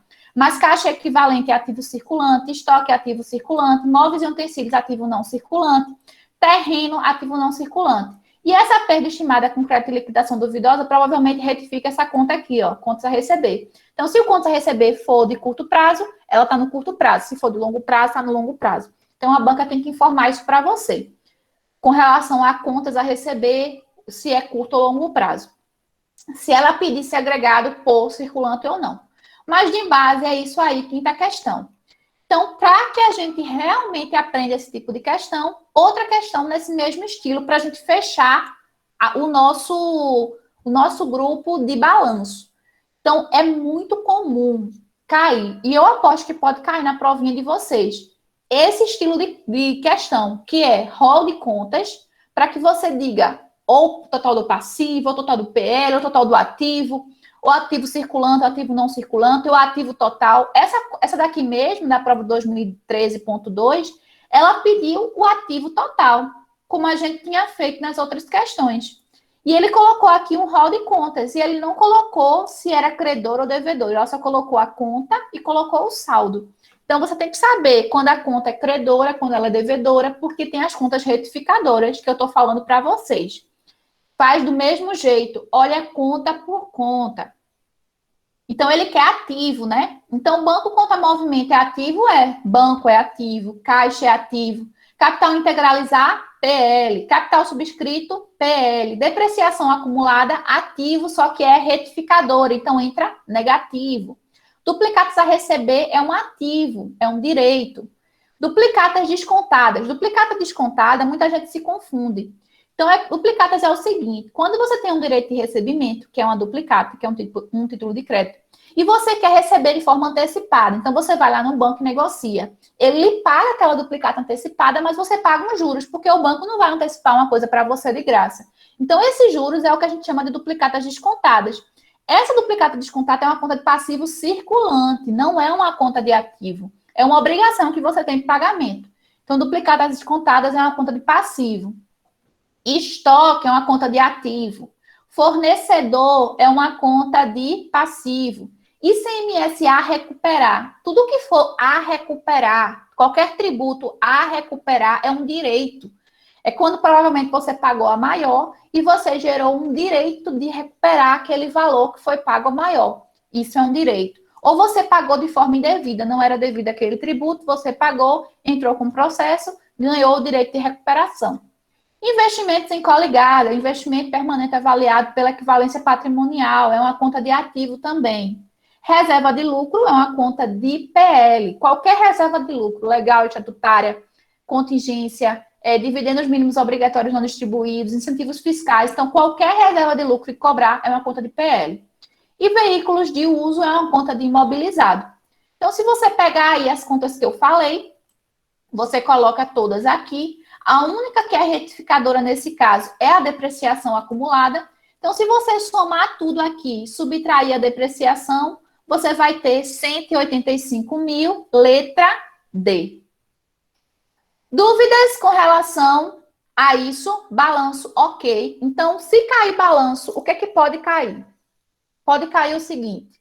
Pode cair esse tipo de questão que é muito cobrado, rol de contas, para que você segregue. Consulpan já cobrou. A FBC cobrava bastante. Então, esse tipo de questão é um tipo de questão bem provável de cair. Então, se cair questão de rol de contas, cuidado com as contas retificadoras, para que você lembre o que é conta retificadora, ela não vai aumentar o valor do grupo, ela vai diminuir, certo? Pode cair também a parte de balanço, a própria construção do balanço, efeitos do balanço, uma movimentação, um efeito permutativo, um efeito misto, um efeito modificativo. Então, as questões de balanço, em sua maioria, são questões tranquilas. Por quê? Porque o balanço é a demonstração que vocês mais têm familiaridade. Desde o primeiro período que vocês trabalham com balanço. Então, vocês têm mais familiaridade com balanço. Então, são questões mais tranquilas. Então, se cair, é acertar, é garantir essa pontuação aí na sua prova. Certo, jovens? Podemos continuar, podemos seguir com DR. Podemos? Estão todos vivos aí? Todos tranquilos? Então, pronto. Vamos agora para DR. Demonstração de resultado. Sim, sim, ótimo. Ótimo que estão vivos. Um sextou diferente agora, né? Sim, eu fico com medo. Agora, ainda não, porque aqui tem algumas pessoas que estão com a câmera ativada, mas às vezes eu dou aula, estou dando aula pelo Meet, né? E os alunos todos desativam a câmera. Todos. E o aluno acha que a gente não sabe, mas a gente sabe. Quando o aluno desativa a câmera, aqui não, porque ninguém é obrigado a estar aqui, tá? Aqui porque quer, porque realmente quer assistir. Mas nas aulas que tem chamada, eles desativam e a gente bem sabe que eles estão fazendo N outras coisas que não vendo a aula. Aí você fica com aquela sensação de que está dando aula para ninguém. Aí você pergunta uma coisa, demora uma vida para alguém responder, se responde. Ou então, quando você encerra a aula que diz, coloca a presença no chat e pode ir embora. Aí fica uma criatura, ó, até amanhã, se permitir, ainda presente na aula. Aquela criatura não estava assistindo, com certeza não. Mas aqui não, com certeza, está todo mundo assistindo. Então, vamos agora continuar com DR. Vamos lá. DR é uma demonstração obrigatória, tanto pela lei das SAs quanto pelo CPC 26. Então, balanço DR são duas demonstrações obrigatórias pelos dois regulamentos, certo?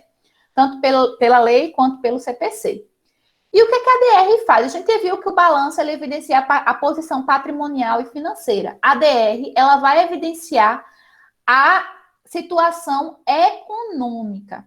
Então, a DR ela mostra a situação econômica, se teve lucro, se teve prejuízo. O que a gente chama isso? Isso é a performance, isso é o desempenho. Então, quando você quer ver, muitas vezes, a performance, o desempenho de uma empresa, você olha a demonstração de resultado dela. Porque lá vai estar dizendo se ela teve lucro no exercício ou se ela teve prejuízo. Então, se a receita for maior do que a despesa, lucro. Se a receita for menor, prejuízo. Na DR, só vão ter as contas de resultado. Aí você pergunta, professora, e no balanço só vai ter as contas patrimoniais? De uma forma indireta, não. Por quê? Porque eu vou ter ativo, que é conta patrimonial, passivo, que é conta patrimonial, PL, que é conta patrimonial. Mas dentro do PL, eu vou ter o resultado do exercício. Se for um lucro, eu vou ter a destinação dele para uma conta patrimonial, uma reserva. Eu vou ter a conta de prejuízo acumulado, se for um prejuízo. E onde é que eu vou ver o resultado do exercício? Na DR.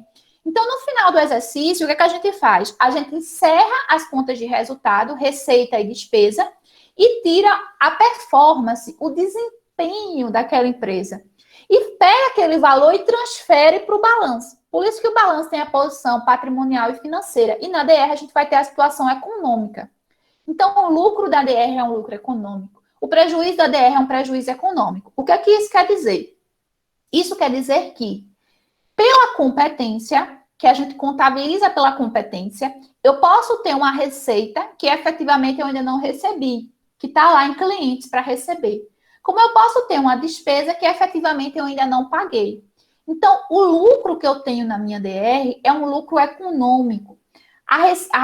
O prejuízo que eu tenho na minha DR é um prejuízo econômico.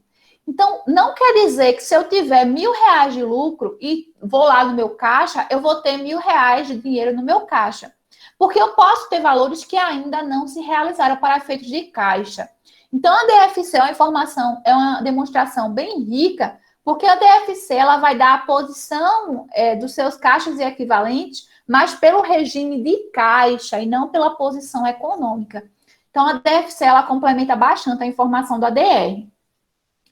Então, o que a gente tem que saber com relação à ADR? A gente tem que saber que existe, apesar dela ser obrigatória, tanto na Lei das SAs quanto no CPC 26, existe a forma de evidenciar que é diferente. Então, o CPC 26 trabalha a ADR de uma forma e a Lei das SAs trabalha de uma outra forma. E quais são as principais divergências? São 3. A primeira é com relação ao início da ADR.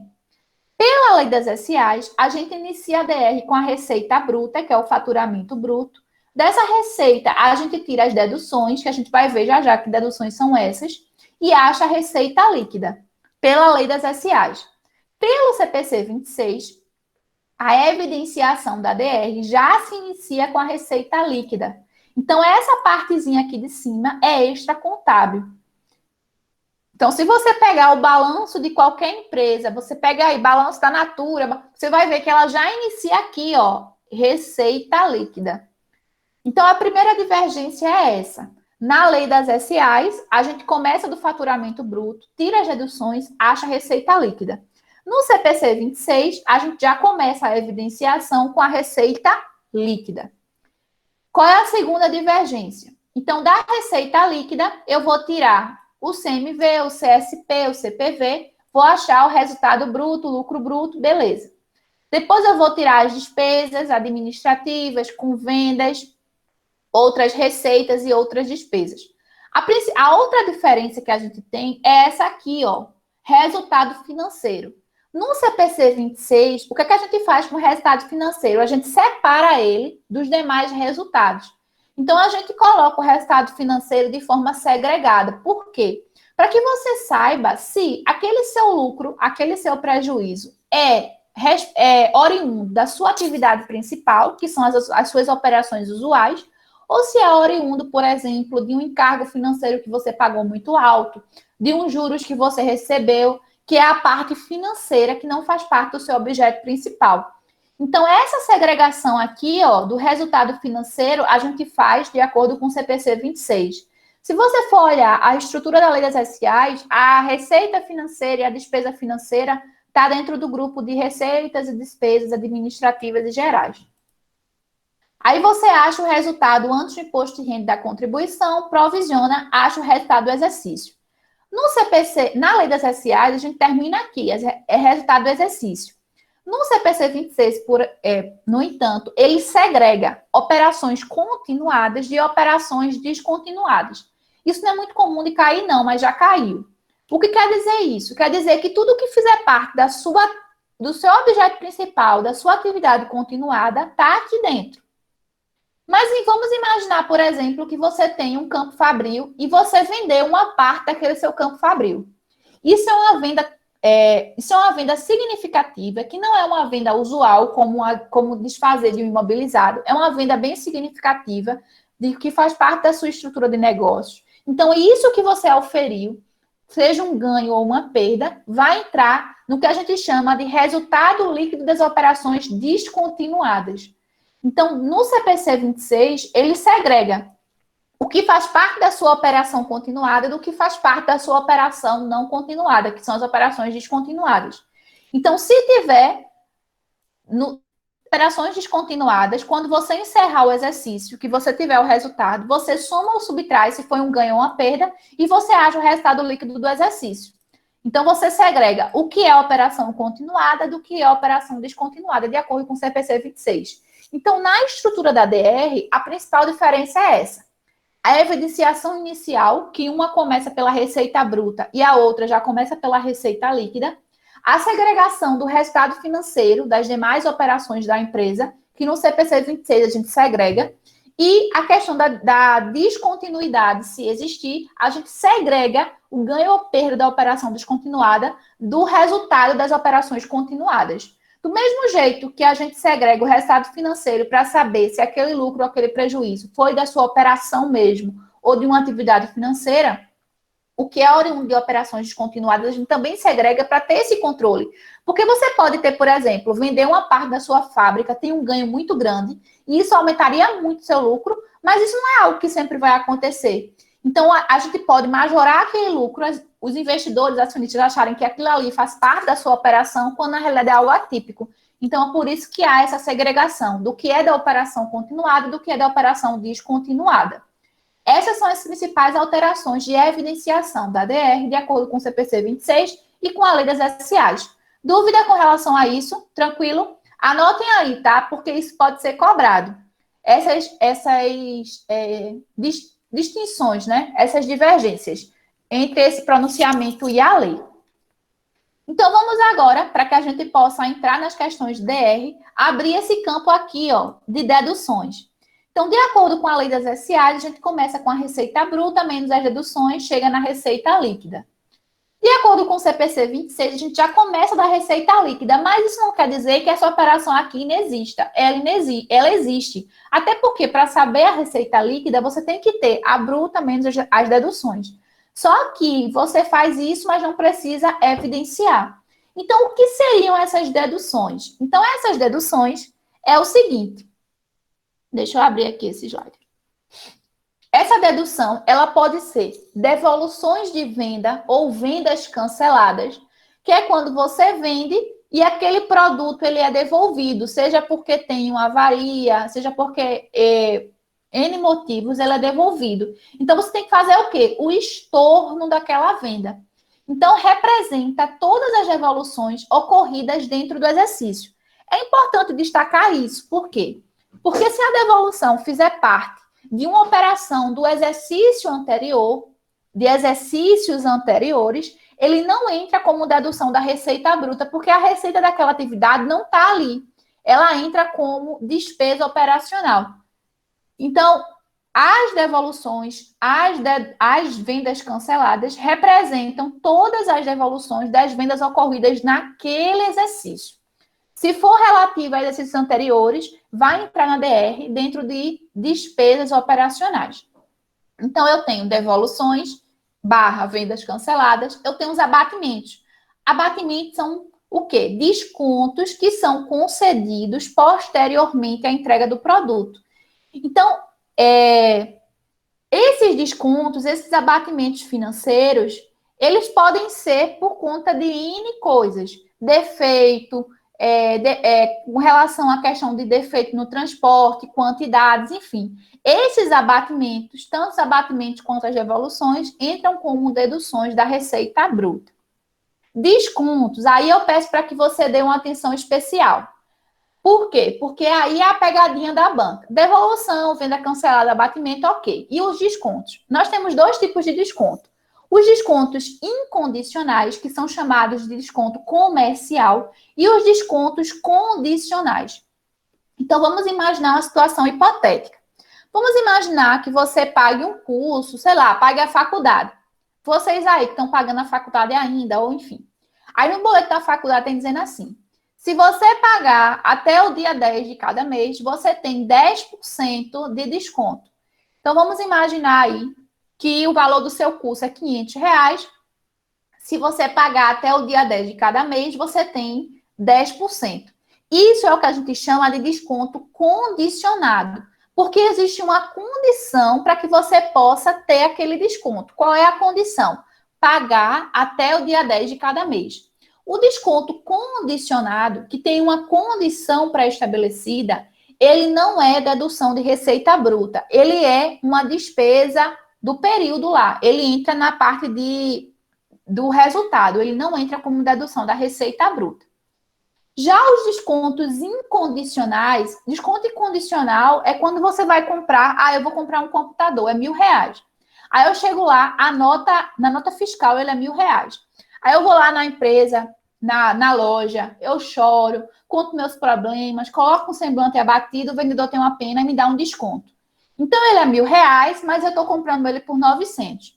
Esse desconto, que é feito no ato da venda, esse é um desconto incondicional, porque não tem nenhuma condição pré-estabelecida. Simplesmente, ele foi lá, gostou da minha cara, quis me dar o desconto. Então, esse desconto incondicional, que é o desconto comercial, ele é dedução da receita bruta. O desconto condicionado, que é quando tem aquela condição pré-estabelecida, não é.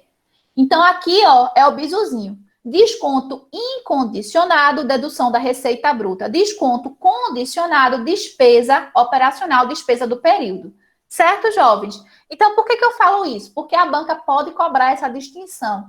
Ela pode colocar um rol de contas e colocar desconto comercial, que é o desconto incondicional, desconto condicional. E você tem que saber o que é dedução da receita bruta, para que você possa achar a receita líquida, e o que é despesa do período. Certo? Dúvidas com relação a isso? Tranquilo? Então, anote essa observação para não esquecer. Então, além disso, então a gente tem devoluções, vendas canceladas, abatimentos, descontos incondicionados, porque os descontos condicionados, eles não são deduções, e a gente tem os tributos sobre vendas, ICMS, PIS, COFINS, ISS, todos os tributos sobre venda, sobre faturamento, entram como dedução da receita bruta. Então, eu vou ter no campo da dedução da receita bruta as devoluções, os cancelamentos, abatimentos, os descontos incondicionados concedidos, que são os descontos comerciais, e os impostos e contribuições, certo? Que são, cuja base é a receita bruta, é o faturamento, ICMS, ISS, PIS, COFINS. Dúvidas com relação a isso? Tranquilo? Então, vamos agora para as questões, para ver como é que isso é cobrado. DR é uma conta que é uma demonstração que a Consuplan gosta bastante. Então, vamos aí ver como isso é cobrado. Primeira questão, deixa eu ver se é a primeira. Não, terceira questão. Vamos começar pela terceira, que trata bem isso que a gente está vendo aqui. Essa terceira questão é uma questão bem passível de ser cobrada. Por quê? Porque ele quer que você dê o valor da receita líquida. Então, ele diz o seguinte: uma sociedade empresária coletou os saldos de algumas contas do resultado, constantes em seu balancete, emitidos em 31/12/2016, conforme a seguir. Considerando apenas as informações apresentadas, de acordo com a NBCT 26 e a NBCT 47, o valor a ser divulgado como receita. Então, a gente sabe que o CPC 26, ele coloca a receita, ele inicia a receita com a receita líquida. Então, o que a questão quer? A questão quer que você pegue essa receita bruta, que você tire as deduções que forem cabíveis e que você ache a receita líquida. Então, você tem aqui, ó, receita bruta, 300 mil. Então, o que é que vai entrar como dedução e o que não vai entrar? Então, bora lá. Abatimento. Abatimento entra? Entra. Devoluções, vendas canceladas, abatimentos, tudo isso entra. COFINS sobre faturamento. Tributo sobre venda. Entra também. Comissão. Isso aqui ela coloca bastante. Comissão sobre venda, despesa com venda. Não é dedução da receita. Então, comissão não entra. Comissão é despesa com venda. Descontos incondicionais, aí sim entra. Se fosse que ele poderia vir com o nome de desconto comercial, mas se fosse desconto condicional, entraria? Não. Devoluções, devoluções entra como dedução. ICMS sobre venda entra também. E o PIS sobre venda, sobre faturamento, entra também. Seja acumulativo ou não acumulativo, PIS e COFINS sobre faturamento, dedução da receita bruta. Então, com base nisso, se você pegar a receita bruta e subtrair as deduções, que é o abatimento, COFINS, o desconto incondicional, a devolução, o ICMS sobre venda e o PIS sobre faturamento, você vai achar a receita líquida, que é de 196.200. Letra B. Então, percebam que é importante que você conheça esse grupo, quem faz parte das deduções, para que você possa, se porventura for cobrado, partir do faturamento bruto, da receita bruta e chegar na receita líquida. Dúvidas? Tranquilo? Podemos seguir? Podemos, né? Então, bora lá. Primeira questão. Agora sim, vamos para a primeira questão. O que é que geralmente a banca cobra mais? A banca cobra mais é a própria estrutura da DR. Então, ela, por exemplo, ela pode colocar um rol de contas e fazer perguntas aleatórias. O lucro bruto é de tanto, ou o resultado antes da tributação sobre o lucro é de tanto, o resultado financeiro é de tanto. Então, para que você saiba isso, você vai ter que montar a sua DR para saber qual é a assertiva que está correta, qual é a assertiva que está falsa. Então, ele diz o seguinte, na primeira questão. E essa foi da prova 2019.2. Então, ó, Consuplan. Consuplan gosta muito de DR, tá? Provavelmente pode cair uma questãozinha dessa na sua prova. Porque aí ele coloca todo o escopo da DR para que você vá montando aí, para que você possa achar. Então, ele diz o seguinte. A sociedade empresária apresentou, em 31/12, os seguintes dados de transações realizadas no período. Aí ele coloca esse rol de contas aqui. A partir dos dados, a sociedade empresária apurou o seguinte resultado. Então, ele quer que você marque o que é correto. Aí ele começa a fazer suposições. O lucro bruto é de tanto, a receita líquida é de tanto, o lucro antes do tributo sobre o lucro é de tanto, o lucro antes das despesas financeiras e receitas financeiras é de tanto. Então, você tem que montar a DR. Quando você olha aqui, o que foi que muita gente se confundiu? Vamos fazer uma olhada rápida nessas contas. Então, você tem despesa, é uma conta de resultado. Aí você tem estoque inicial. Estoque é uma conta de patrimônio, uma conta de ativo. Só que, para que você monte a sua DR, você tem que ter o quê? O CMV. Falta o CMV. Perfeito, Bruno. Você tem que ter o CMV. Então, essa questão, o complicado dessa questão é que ela não colocou o CMV para você. Ela quer que você encontre. O que é o CMV? O CMV é a baixa do seu estoque pelo seu custo. Então, se ela dá o estoque inicial, se ela dá as compras do período, se ela dá o estoque final, você consegue achar o CMV. Então, o primeiro passo para fazer essa questão é achar o CMV. Quem vai ser o CMV? O CMV vai ser o estoque inicial mais as compras do período menos as saídas, que é o meu CMV, igual ao estoque final. Então, eu vou pegar, ó, estoque inicial. Quem é o estoque inicial aqui? 35.500. Então, eu já apago aqui porque eu vou colocar no cálculo do CMV aqui do lado. Estoque, compras do período, quem é? 145 mil. Eu vou apagar aqui porque isso a gente vai usar lá do lado, não vai usar mais. E estoque final, que é quanto? 24.600. Então, o primeiro ponto é achar o meu CMV. Quem vai ser o meu CMV? É o estoque inicial, mais as compras, menos as saídas, que é justamente as baixas pelo CMV, igual ao estoque final. Então, se eu substituir aqui, eu vou achar uma equação de primeiro grau com uma incógnita, que é justamente CMV. Então, eu vou deixar a letra no primeiro membro, o que for número eu passo para o segundo membro. Muda o membro, muda o sinal. Então, se eu somar 35.500 mais 145 mil, eu vou achar 180.500. Então, eu vou ter menos CMV, que é o que está no primeiro membro, é igual a 24.600, que é o que está no segundo membro, menos 180.500, porque mudou o membro, mudou o sinal. Menos CMV é igual a menos 155.900. Como eu quero o valor positivo, eu multiplico tudo por menos 1. Quem é o CMV? 155.900. Então, aquela informação de estoque inicial, estoque final, compras, ela foi útil apenas, exclusivamente, para você achar o seu CMV.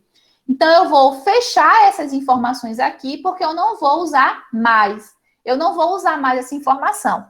Então, resta agora olhar as demais contas para saber se tem alguma coisa aí que eu não vou usar. Então, vamos fazendo com calma. Então, a primeira coisa que eu vou fazer é o quê? É colocar o CMV aqui na minha planilha que eu achei. Coloquei ele na minha planilha, então eu começo receita com vendas. Só que essa receita com vendas é a bruta, então eu vou ter que tirar as deduções. Quem são as deduções da receita bruta? devoluções, abatimentos, descontos incondicionais, que são os descontos comerciais, tributo sobre venda. Então, vamos ver aqui quais são as deduções que a gente tem. Então, a gente tem aqui, ó, ICMS sobre venda. Aí vê, cuidado. A questão colocou 3 tipos de ICMS aí. ICMS a recolher. ICMS a recolher é passivo. Não tem nada a ver com DR. Então, essa informação de ICMS a recolher, eu não vou usar. ICMS recuperável é o meu ICMS que está lá no meu ativo. Eu também não vou usar essa informação. O que vai entrar como dedução? São os impostos sobre venda. Então, vai entrar o ICMS sobre venda, que é de quanto? R$ 48.688. Além disso, aí a receita com vendas eu bloqueei aqui, né? Eu vou ter as deduções de ICMS sobre venda, que eu estou cobrindo aqui. Aí eu vou achar, eu tenho outra, eu tenho devolução, abatimento, não, né? Só tenho isso. Então, quem é a minha receita líquida? É a receita bruta menos a dedução que eu achei. Eu acho minha receita líquida. Então, da receita líquida, eu vou tirar o meu CMV. Lembra que a gente achou o CMV? Quem foi o CMV? 155.900. Lembra que a gente pegou o estoque inicial mais as compras, menos o CMV igual ao estoque final. Quando fez a equaçãozinha, a gente achou o CMV.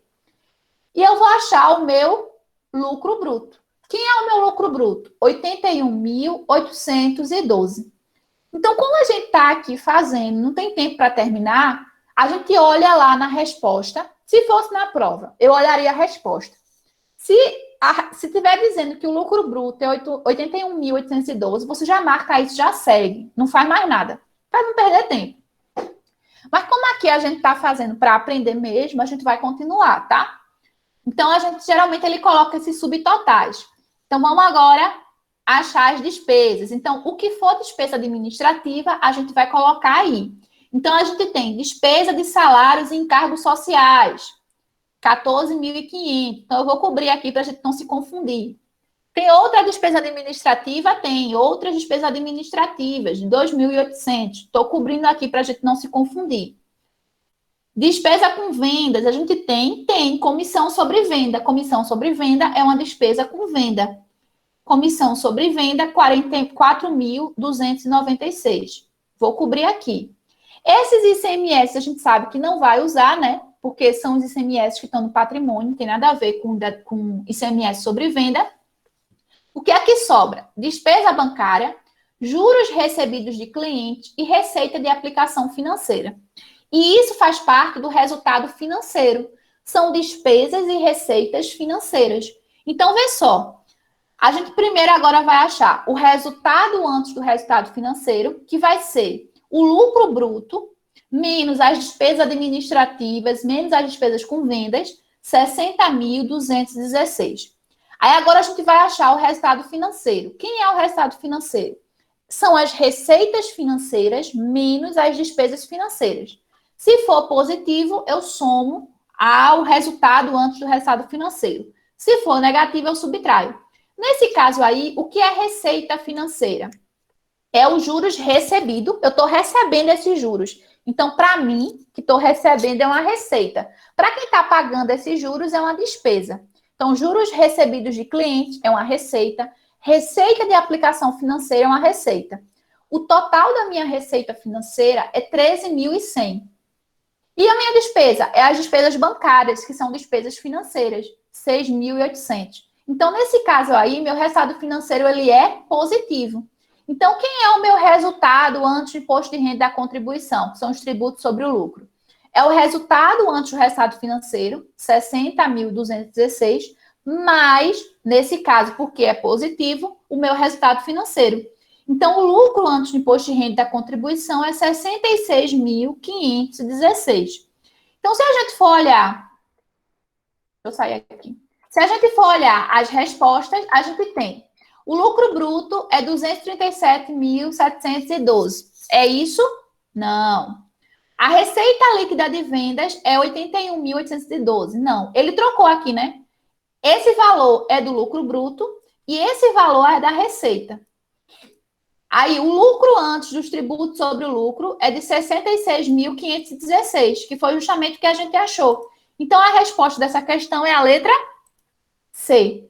E o lucro antes das despesas e receitas financeiras é 53.416. E a gente viu que é 60.216. Então, a resposta dessa questão é a letra C. Dúvida com relação a essa questão? Deixa eu ver aqui. O ICMS recuperável não deduz da compra, não? Não, porque aí ele está fazendo, não é o ICMS sobre a venda aí. A gente está colocando aí o ICMS que vai compor o patrimônio. Isso vai refletir depois.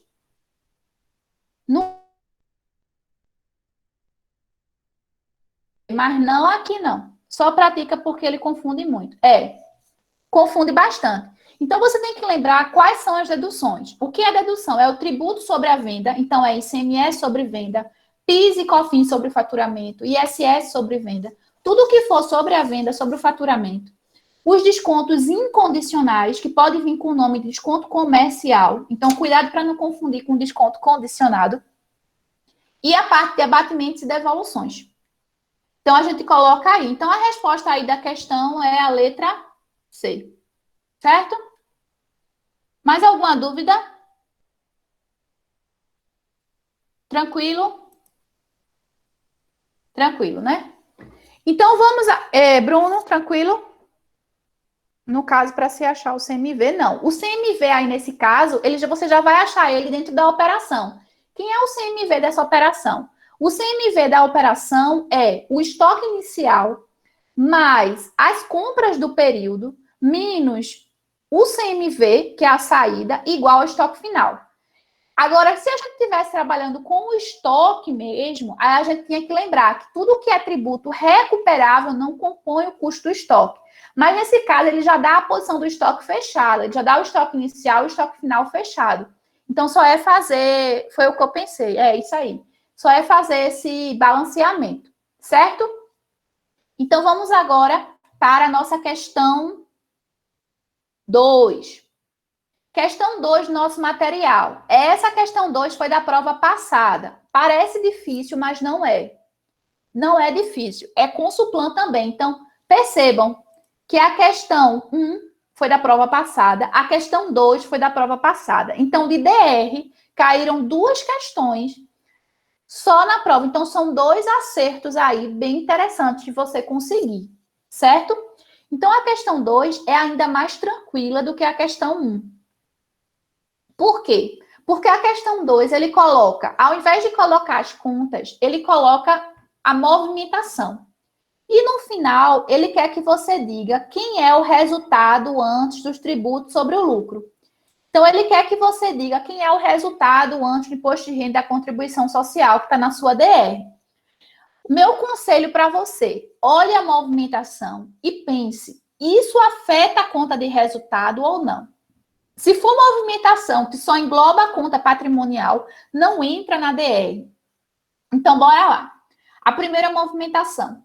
Compra de imobilizado à vista. Imobilizado é ativo não circulante. Estou comprando à vista, estou tirando dinheiro de onde? Do meu banco, que é ativo circulante. Eu tenho conta de resultado aí? Não. É ativo com ativo. Então, essa operação aqui não vai afetar o meu resultado. Não vai afetar a minha DR. Então, eu desconsidero. Porque o que a questão quer é o resultado dos tributos sobre o lucro. Aí, pagamento em dinheiro. Então, dinheiro, caixa. Eu estou tirando 40 mil do meu caixa para pagar fornecedor. Fornecedor passivo.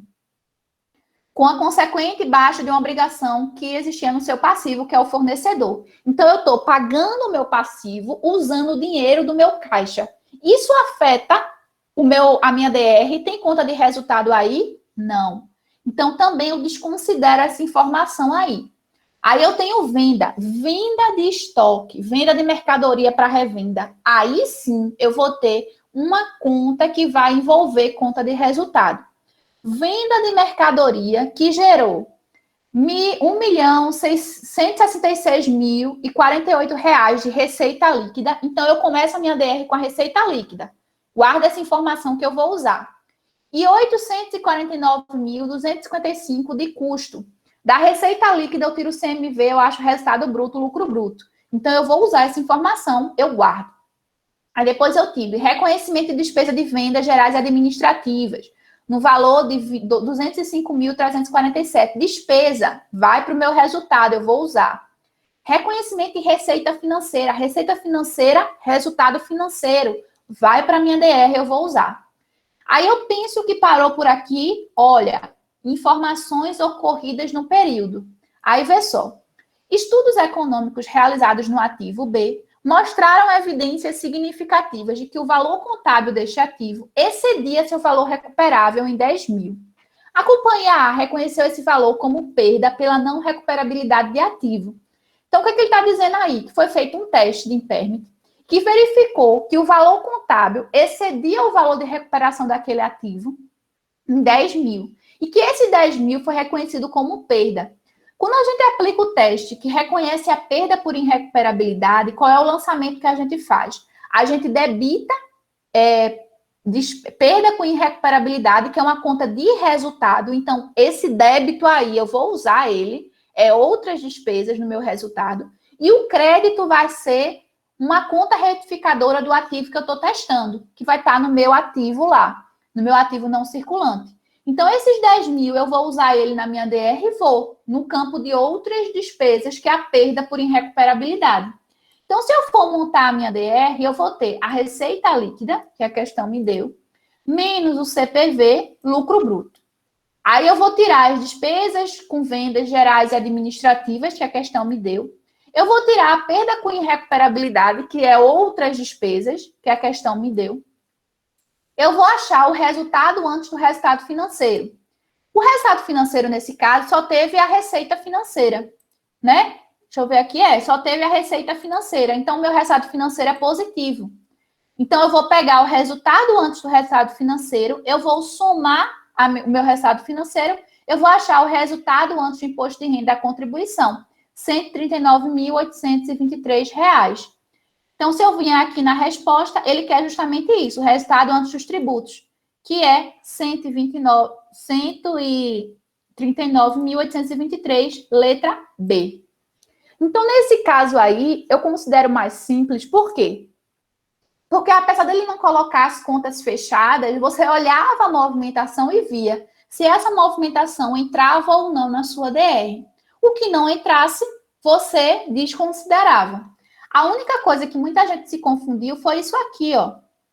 A perda por irrecuperabilidade, que as pessoas não lembraram, que a perda gera uma perda no resultado, que é outras despesas, e a contrapartida é uma conta retificadora do ativo não circulante, perda estimada. Então, é isso que as pessoas não lembraram nessa questão. Certo, jovens? Deu para entender a segunda questão? Tranquilo? A gente já está acabando aí a nossa aula, só falta responder aí uma questãozinha, que é a questão 4. Então, quem tiver alguma dúvida, pode falar, tá? Pode falar, a gente está aí com... Vai fazer 2 horas de aula já. Acredito que a gente termina fazendo 2 horas de aula. Mas é isso. Veja que como a gente está tratando de forma mais minuciosa. A gente está tratando caso por caso, abrindo as contas, para que a gente possa conhecer de forma aprofundada as demonstrações. Então, do mesmo jeito que a gente fez isso com balanço DR, a gente vai fazer com DLPA e DMPL, com DFC, com DVA, com DRA, certo? Então, para que a gente possa encerrar nossa aula de hoje e vocês puderem ficar livres aí para fazer N outras coisas, até porque à noite é uma criança, né? Então, a gente vai fazer a nossa última questão de DR, que também envolve bem essa partezinha de rol de contas, que é essa questão aqui, ó. Questão 4 do material. A questão 4 do material, eu coloquei ela porque ela é bem parecida com a questão que a Consulplan cobrou. Só que essa questão é da prova 2016, FBC. Então, é para a gente ver bem isso. E ela é uma questão bem fácil, por quê? Porque ela coloca já as contas aqui, ó. A única novidade que ela coloca é a perda com operação descontinuada.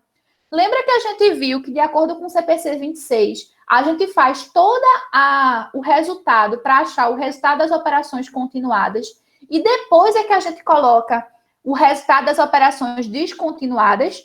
Então, a única observação que tem nessa questão é isso aí. Ele diz que uma sociedade empresária apresentou em 2015 os seguintes saldos. De acordo com a NBCTG 26, que é o CPC 26, com base nos saldos apresentados e desconsiderando os aspectos tributários, é correto afirmar que. Então, ele quer que você marque a alternativa correta. Então, ele começa a fazer, como a gente já viu, que a banca gosta muito de cobrar. O resultado antes dos tributos é tanto.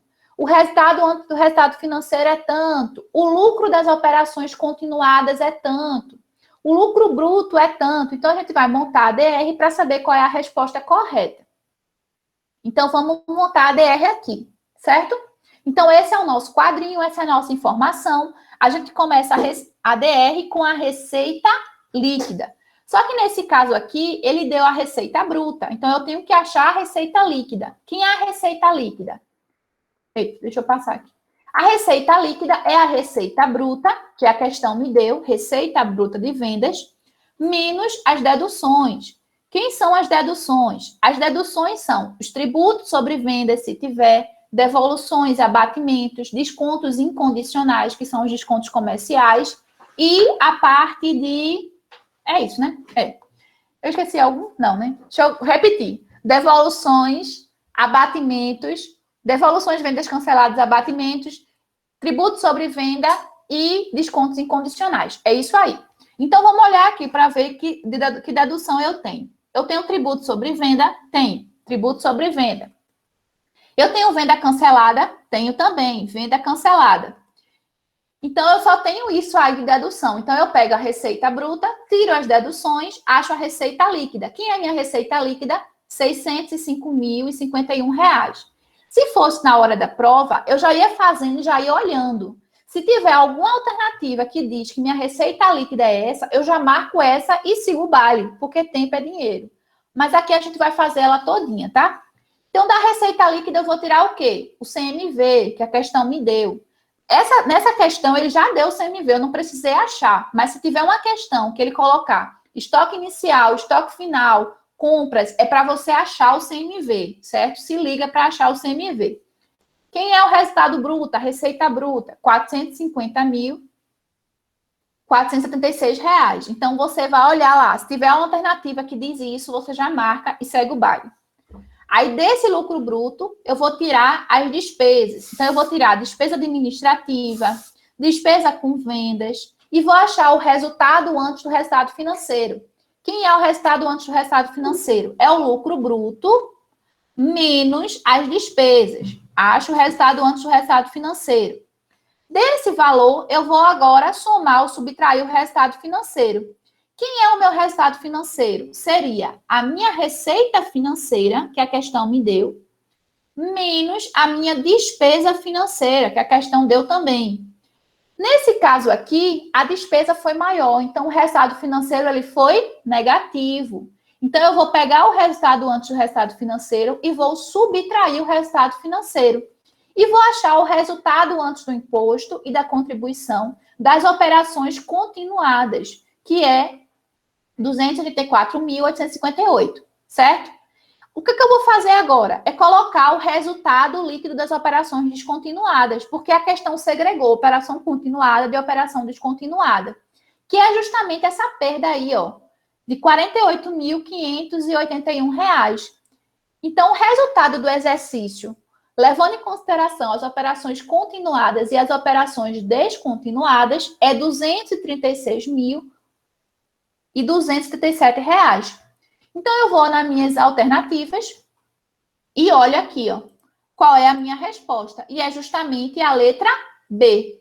O resultado antes da receita e despesa financeira, que é esse aqui, ó. Resultado antes da minha receita e despesa financeira. Cadê? Resultado antes do resultado financeiro. 287.082. Não é B, não. É letra A. 287.067 é letra A. 287.067. Letra A, eu coloquei aqui B, tá errado. É A. Ah, não. Pera ainda. Calma. Calma, que eu já tô toda doida aqui, me confundindo. Vamos ler letra por letra. Ele quer o correto. O resultado antes dos tributos sobre o lucro é 287,067. Não. 287,067 é resultado antes do resultado financeiro. O resultado antes do tributo sobre o lucro é 284,858. Então não é A. Vamos para a letra B. O resultado antes das receitas e despesas financeiras é 605.051. Aí vamos aqui para o cálculo. O resultado antes do resultado financeiro é 287,067. Não é B. O lucro das operações continuadas é 236,277. Letra C. O lucro das operações continuadas é 284,858. Letra D. O lucro bruto é 450.476. O lucro bruto é 450.476. É letra D. Ah, louca. Letra D. Então é isso, jovens. Confunde o cocoroto da gente, confunde. Mas o ideal é que a gente faça isso e vá olhando um por um para que vá marcando logo. No mais, é isso. Dúvidas com relação a essa questão? Dúvidas com relação a DR? Dúvidas com relação a balanço? Tranquilo, todo mundo entendeu? Meu conselho para vocês. Tudo ok, ótimo. O meu conselho é que vocês refaçam esse material, se vocês puderem, que vocês refaçam esse material para que vocês possam cada vez mais fixar. Tranquilo, ótima aula. Obrigada, Mário. Muito obrigada. Então é isso, eu agradeço a presença de todos, agradeço vocês que disponibilizaram um pouquinho da sua sexta-feira para estar aqui. Eu achei melhor refazer. Refaz e aproveita e refaz as questões de DR e balanço do material que a gente fez em sala de aula, porque aí você fica com um leque de questão maior. Então, eu vou preparar a parte 2. Obrigada, meu amor. Eu vou preparar a parte 2 desse nosso material, vale a pena ver de novo. Então, na parte 2, a gente vai ver DLPA e DMPL. A gente vai ver com detalhes. Então, a gente vai ver quais são as reservas de lucro, os detalhes de constituição das reservas de lucro, o que é que entra, o que é que sai. A gente vai ver tudo com detalhe para que a gente possa explanar bem DLPA e DMPL. No mais, é isso. Fiquem com Deus, se cuidem. Então, eu vou preparar o material para mandar para vocês. E a gente marca a nossa próxima aula. Se Deus quiser, sexta-feira estaremos juntos, vendo aí mais uma aula de DLPA e DMPL, certo? Então, a tarefinha de casa é que vocês possam rever isso aí e fixar cada vez mais, porque conhecimento nunca é demais. Eu que agradeço vocês, a participação de vocês. Qualquer dúvida, pode gritar lá no WhatsApp, no meu Instagram, enfim, que a gente vai se comunicando, certo? Beijão, se cuidem, fiquem com Deus.